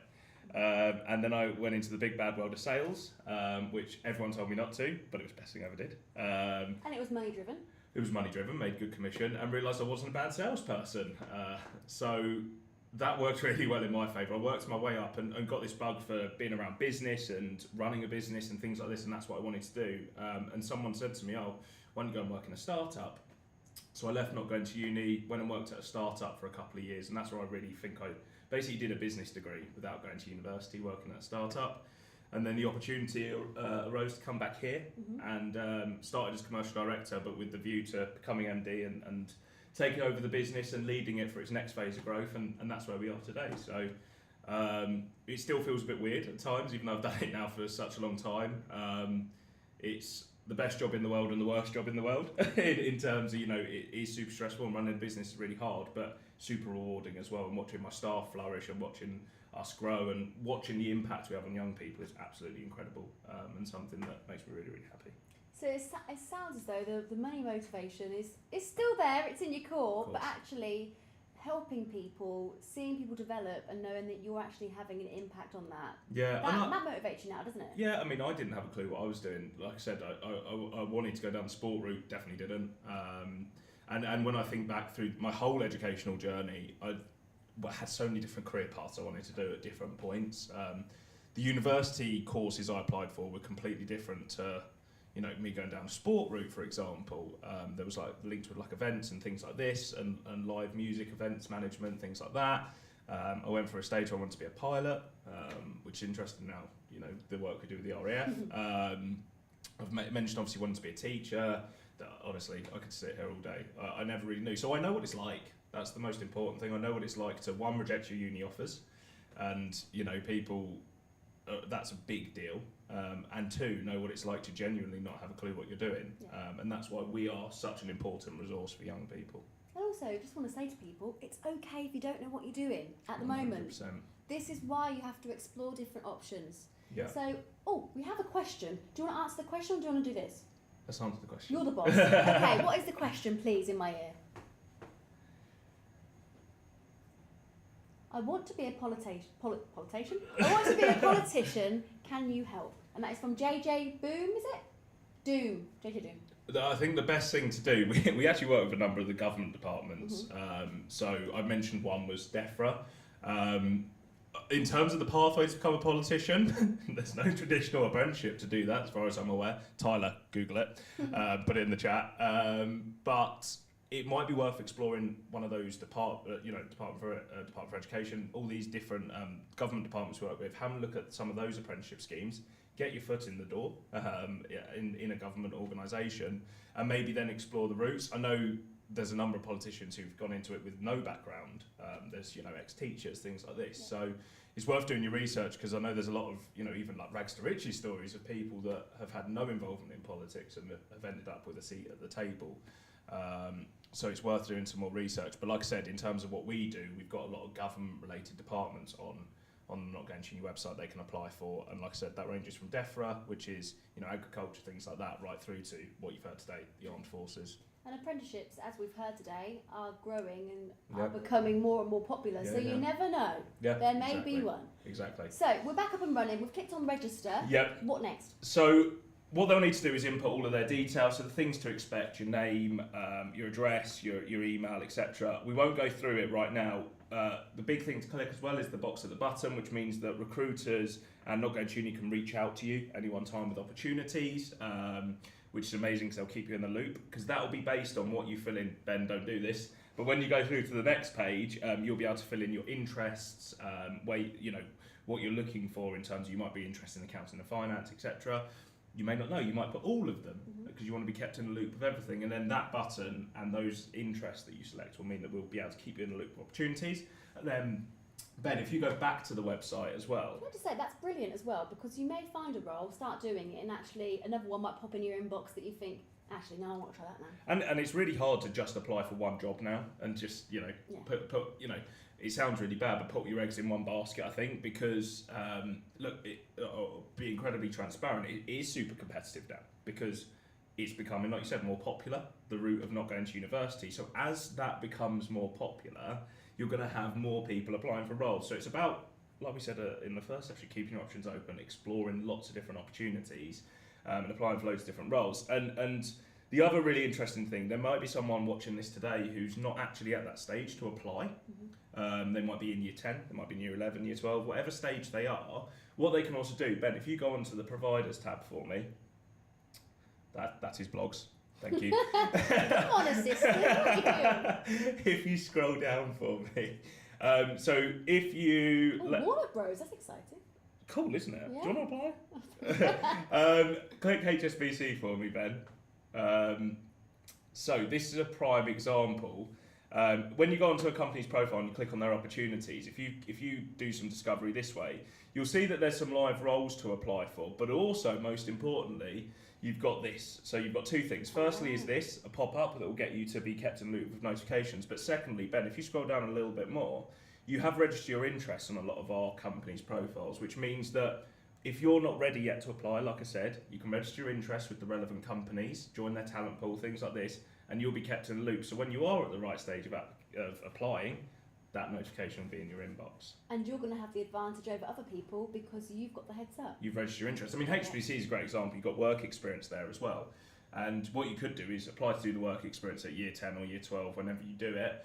And then also register your interest with the degree apprenticeship. So you do the work experience, get a taste for it, and then go and do the degree apprenticeship or apply for the degree apprenticeship. It's brilliant that work experience is on there, because that is something that a lot of young people hard to get. Struggle to get. Yeah, it's hard to get. And it's always the analogy of you do it with your dad's uncle's friend's mate, right? Yeah. That's always the analogy of how you get work experience. But actually, a lot of big corporates do have more formal work experience schemes now.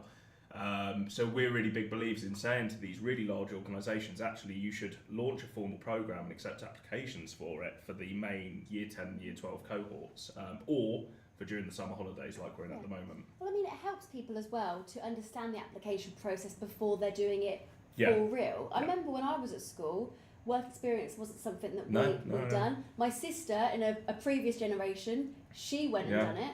So that's changed for a lot of schools as well, isn't it? Yeah, and obviously COVID had a big factor on that. A lot of work experience went virtual, and there are some great virtual work experience schemes still out there. Ben, my glamorous assistant, if you could please, sorry mate, scroll down. At the bottom of our website, we've got the virtual work experience and work experience tab. So if you click the virtual work experience tab, there's some information about what virtual work experience is.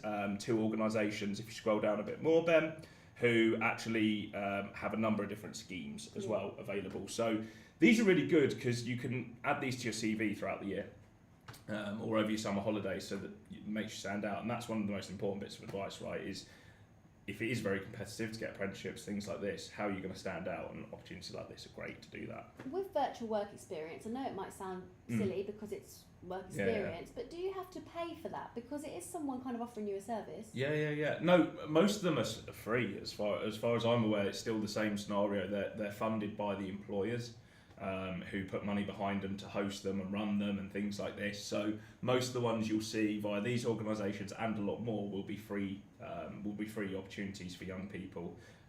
And some of them will have age limits, some of them won't. It'll be wide open. It's worth doing that research to double check. So even companies that are still all doing formal work experience in person might still have their virtual work experience open, so they can get to more young people and give them as much opportunity as possible. I know it was maybe a silly question, but nothing in this life is free No, anymore. it is true. It is true. All the time. And you're comparing it with online courses, which are paid for, as you know. So online courses are also great as well. That's another opportunity. If you have got some money, you might be working part-time to add to your CV and evolve your skill set ready for getting into the world of work. Okay, so let's talk a little bit about CVs. Yep. How should people format and make them look? I mean, the most important thing to do is when you leave school, you're not, by your qualifications, right, and maybe a part-time job working in a pub. We were talking about working in a pub earlier, and you know, those typical jobs you have when you're growing up, you're not going to have a lot to put on there. So I think it's really important to use your time around your education life to try and add to that CV. Could be volunteering, it could be things like virtual work experience, to really make it stand out. So when someone does look at it and it looks at their application, they think, oh, hold on, they've done something a little bit different. They've done something that really sets them apart. I remember interviewing for a salesperson previously, and there was 2 candidates, and I picked one because he had this entrepreneurial mindset. He showed that he was doing, I think it was Amazon FBA, he was selling on Amazon, doing stuff like this. The other candidate was great, but just because he had that little bit more in terms of experience, it gave him an edge, and it meant that he was a step ahead of the other person. So I'm one person that was recruiting someone, but there'll be many others that will think like that. The other thing is the traditional sort of recruitment cycle for apprenticeships is slightly different. So they'll often do things like assessment centres. So you might complete an application, you might click on something, I'm not going to uni, go and do an application where you put in all your CV information. But actually, the thing that matters the most is the assessment centre. So that will be group-based tasks, it might be solo-based tasks, mixed with interviews and different things, where you will be up against loads of different people in your room who are there with you to try and see who is the best fit. So they're not just looking at your CV, they're actually looking at you in person to try and understand how you work and how you fit in. Because, like we said, they're not going to come with big CVs and loads of experience and doing this and doing that. They need to actually see you in person to see if you'll be a good fit. In that situation, and we'll go back to the website in a moment because I'm sure there's more you want to show us. In an assessment centre situation or a group interview, how should someone conduct themselves? Because I've been in that situation before, and you're like, I don't want to be too loud, but I don't want to be too quiet. Yeah. What would you say someone should do? Be yourself, because people buy people at the end of the day. One of the things, thinking of my first ever interview with Sean, the MD I replaced him not going to uni, he said a question to me. He was like, "Oh, so what do you want to do? Like, where do you see yourself in the future?" And I just turned around and went, "Well, what's your job role?" And he was like, "Oh, I'm like the MD, run the company." I was like, "That sounds pretty good." And the room went silent, and I was like, maybe I shouldn't have said that. And it turns out he was like, that was the thing where I realised. So it was just me being myself. It was my instant reaction. And actually, sometimes you need to trust your gut and go with what you're thinking and be yourself and show a bit of personality in there. Because at the end of the day, like I said, people will buy people. And don't overthink it as well. I think we can sometimes over-prepare. You need to prepare for interviews. You need to go in knowing what the company does for one. If they've given you any background reading, do the background reading. The amount of people I've met who have said, oh, you know, I don't need to do that. And I'm like, well, they've probably sent it to you for a reason. Do your background reading, do that bit of research, but don't over-prepare in the sense of, like you were saying, thinking like, am I too loud, am I too quiet, am I this, am I that? Because you're just going to get in your own head and you're going to stumble more. So the best thing to do, be yourself and do a bit of background reading beforehand. So when they do throw the, do you know what we do? You can kind of at least make an educated conversation around No, it. I don't. Sorry, Yeah. I'll let myself out. And some companies will kind of at that point be like, so you don't know what we do, you don't know the job you've applied for, why are you here? So you need to have that elementary knowledge at least going into that job interview. But as a young person, they're not going to expect you to know everything. That's what you have to remember. If they're hiring for a data scientist, they're not going to start, you know, pulling up a load of spreadsheets and graphs and things like this and expecting you to analyse them then and there with loads of technical knowledge necessarily. They're probably looking more at you as an individual and can they shape you, can they mould you, do they feel like you have the potential within their organisation and culturally will fit in. And attitude and passion Yeah. are two words that we hear a lot of employers talk about, isn't it? Yeah, 100%. The RAF's a great example. You know, they're taking people into a high octane environment that's it's like an environment like no other at the end of the day, and they're just looking for a really good attitude often, and a passion to do the best possible job, and everything else they'll teach you. And that's kind of how apprenticeships work too, and how first year jobs work and so on, and good employers will 100% agree. We've had a comment from Larsh saying, thank you very much for having us. You're very welcome. We love Dom and the team. We They really were very did. good. They were very good. If you missed that session or any of the sessions today, this is available on demand, so you can just scan through and go and have a watch. Definitely. Back to the website. Yeah. Anything else you want to show us? Yeah, I need my trusty assistant who is currently stood at a camera, but He's doing two things at once, bless his heart. Next time we need a camera just for Ben. We need Ben Cam. So one big bit of news actually that's really exciting. Our website's actually relaunching in September, so we've got a brand new website coming out, which is going to be cleaned up, an improved UX UI, so in the user experience for our young people and for our employers who are recruiting via the website, which is really exciting. But a lot of this core stuff I've spoken about will stay the same. So September, new website coming, which is super exciting. Some of the other things we've got on here, we've got a tab for parents. I think we spoke at the start. We have, yeah. About how parents are some of the biggest influencers on a young person. We know that historically parents are very big on university. So we've got some really useful information on this page for them, some links to some resources.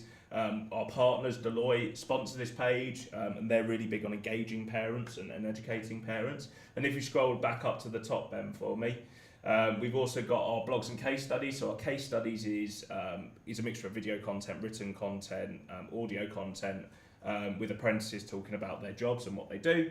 And our blogs are fantastic marketing team and ambassadors put together to give you insights and information. So you'll see there's a mixture of, there's one up there about upskilling, there's some on there about acing your apprenticeship application and much more. So there's loads of background information out there. And that's the thing, like I said earlier, you've got to do your research and you've got to be willing to spend time investing in your apprenticeship application journey and that journey post-education, because we need to stand out, and this is how you're going to do it. Having ambassadors is brilliant because you've got different people's opinions from different backgrounds, different experiences. So you're not just hearing, "Oh, we're great. This is what you should do." From one person. 100%, and they are. They're unbelievable young people who really are privileged for us to work with as well, because they're from all walks of life.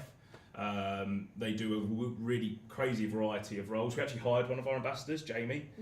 He's currently sailing around Europe on a cruise. As you do, all right if you for some. for not going to uni. But he was one of our ambassadors, and he was working in digital sales and software sales, and he's now come on to be a member of our partnerships team and not going to uni. So they must be good if we're hiring them as well. But they are amazing. They make fantastic content for us. They go to events with us. They engage with schools for us. they just do so much for us, and like I said, they're a credit to us and their organisations they work for as well. And look, young people engage with young people, right? They're relatable at the end of the day. It's why I think it's nice me being 24, running, not going to uni, because it wasn't that long ago I was doing the same journey, so I can completely relate. And every business decision I make for this company is with that in mind, with that 18-year-old Connor rejected his uni offers, Sam Weatherspoon's thinking, what am I doing? Not even 10 years ago. Not even 10 years ago. Exactly. Well, on the note of ambassadors, we actually have got a little video with them, so let's have a little look at that. My name's Amy, I'm a level 6 architectural apprentice. Hello, my name's Jamie, I'm a level 6 civil engineer apprentice. My name's Isabel, and my top tip for your apprenticeship application is to have as many people check over your application as possible. Ask your teachers and your parents and always act on their feedback. And my top tip for applications is to be enthusiastic, authentic, and always be yourself and be true to yourself. And my tip for job applications is to make sure you research the company beforehand. This can be done through their company website, Facebook, or sites like LinkedIn to make sure that you're prepared.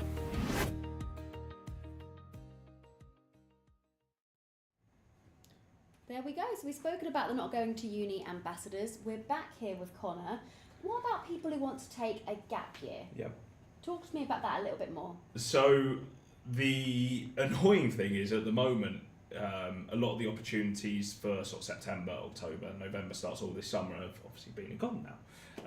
But companies like Camp America will be opening their applications over the coming months for the following summer. So if you're in year 12, for example, and you think that the idea of going and spending the summer in America, sounds actually really good when you think about it, is for you. I'd really recommend having a look over the coming months, because they'll open the window ready, because obviously there's a visa process and all these hoops to jump through ready to go and work next summer. So the application windows for a lot of those will be opening very soon.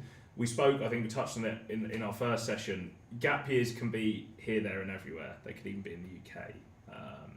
You could do a gap year up in Scotland working, on an animal conservation.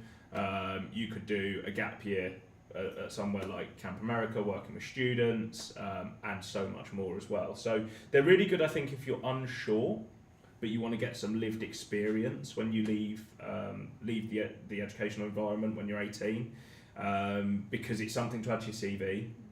You are working at the end of the day. You're doing work, and hopefully at the end of it, you're going to be feeling ready to make that next step. And you might fall in love with what you've done. You might go and do Camp America and think, I want to, work in sport, or I want to work in teaching. Look, my brother went to Camp America and he hasn't come back from America. Yeah. There you go. There you go. My dad's a PE teacher. He did it coaching sport, and that was his first step post-education in terms of then training to become a teacher.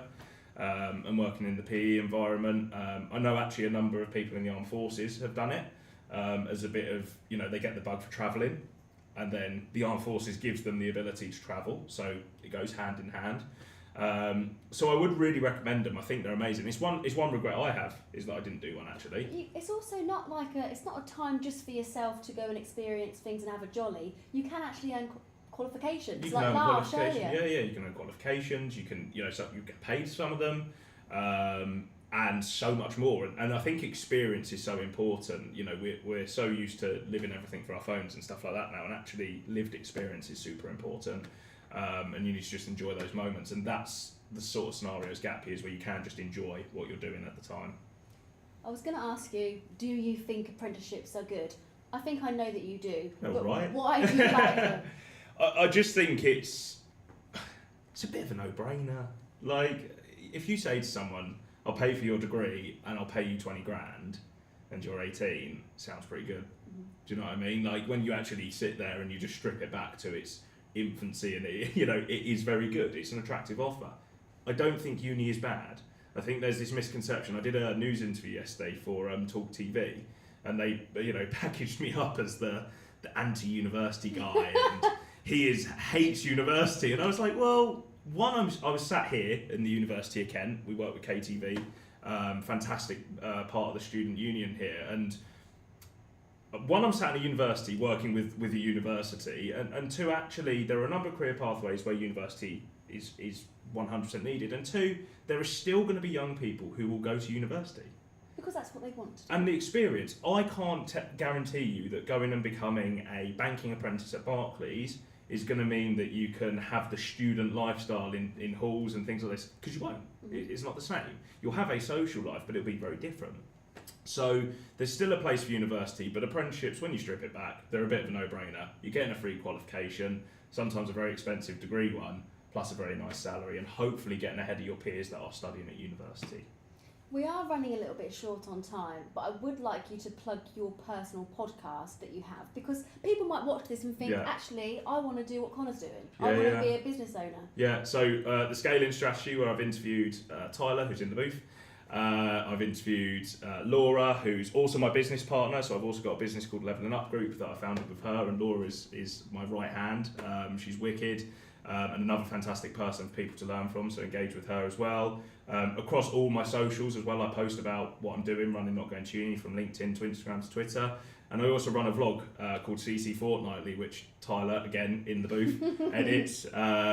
It's definitely his favourite job at Not Going to Uni. And that's all about me running Not Going to Uni and the journey of me as a young person running a business, because it's hard.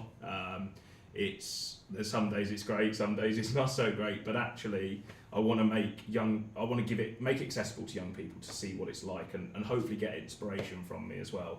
And even if I inspire one person, then I'm happy. Well, I hope someone feels inspired out there. I'm sure they do, Connor. Thank you very much for that. My pleasure, and thank you for today. It's been amazing. You're very welcome. And all our partners who are here as well, most importantly. It's been a really insightful day. You can watch it back. It is available on demand. And if you have any questions or comments, we are going to be on the chat for the next half an hour, so do get those questions coming in. Once again, thank you, Connor. Thank you. And thank you for joining us today. We'll see you soon.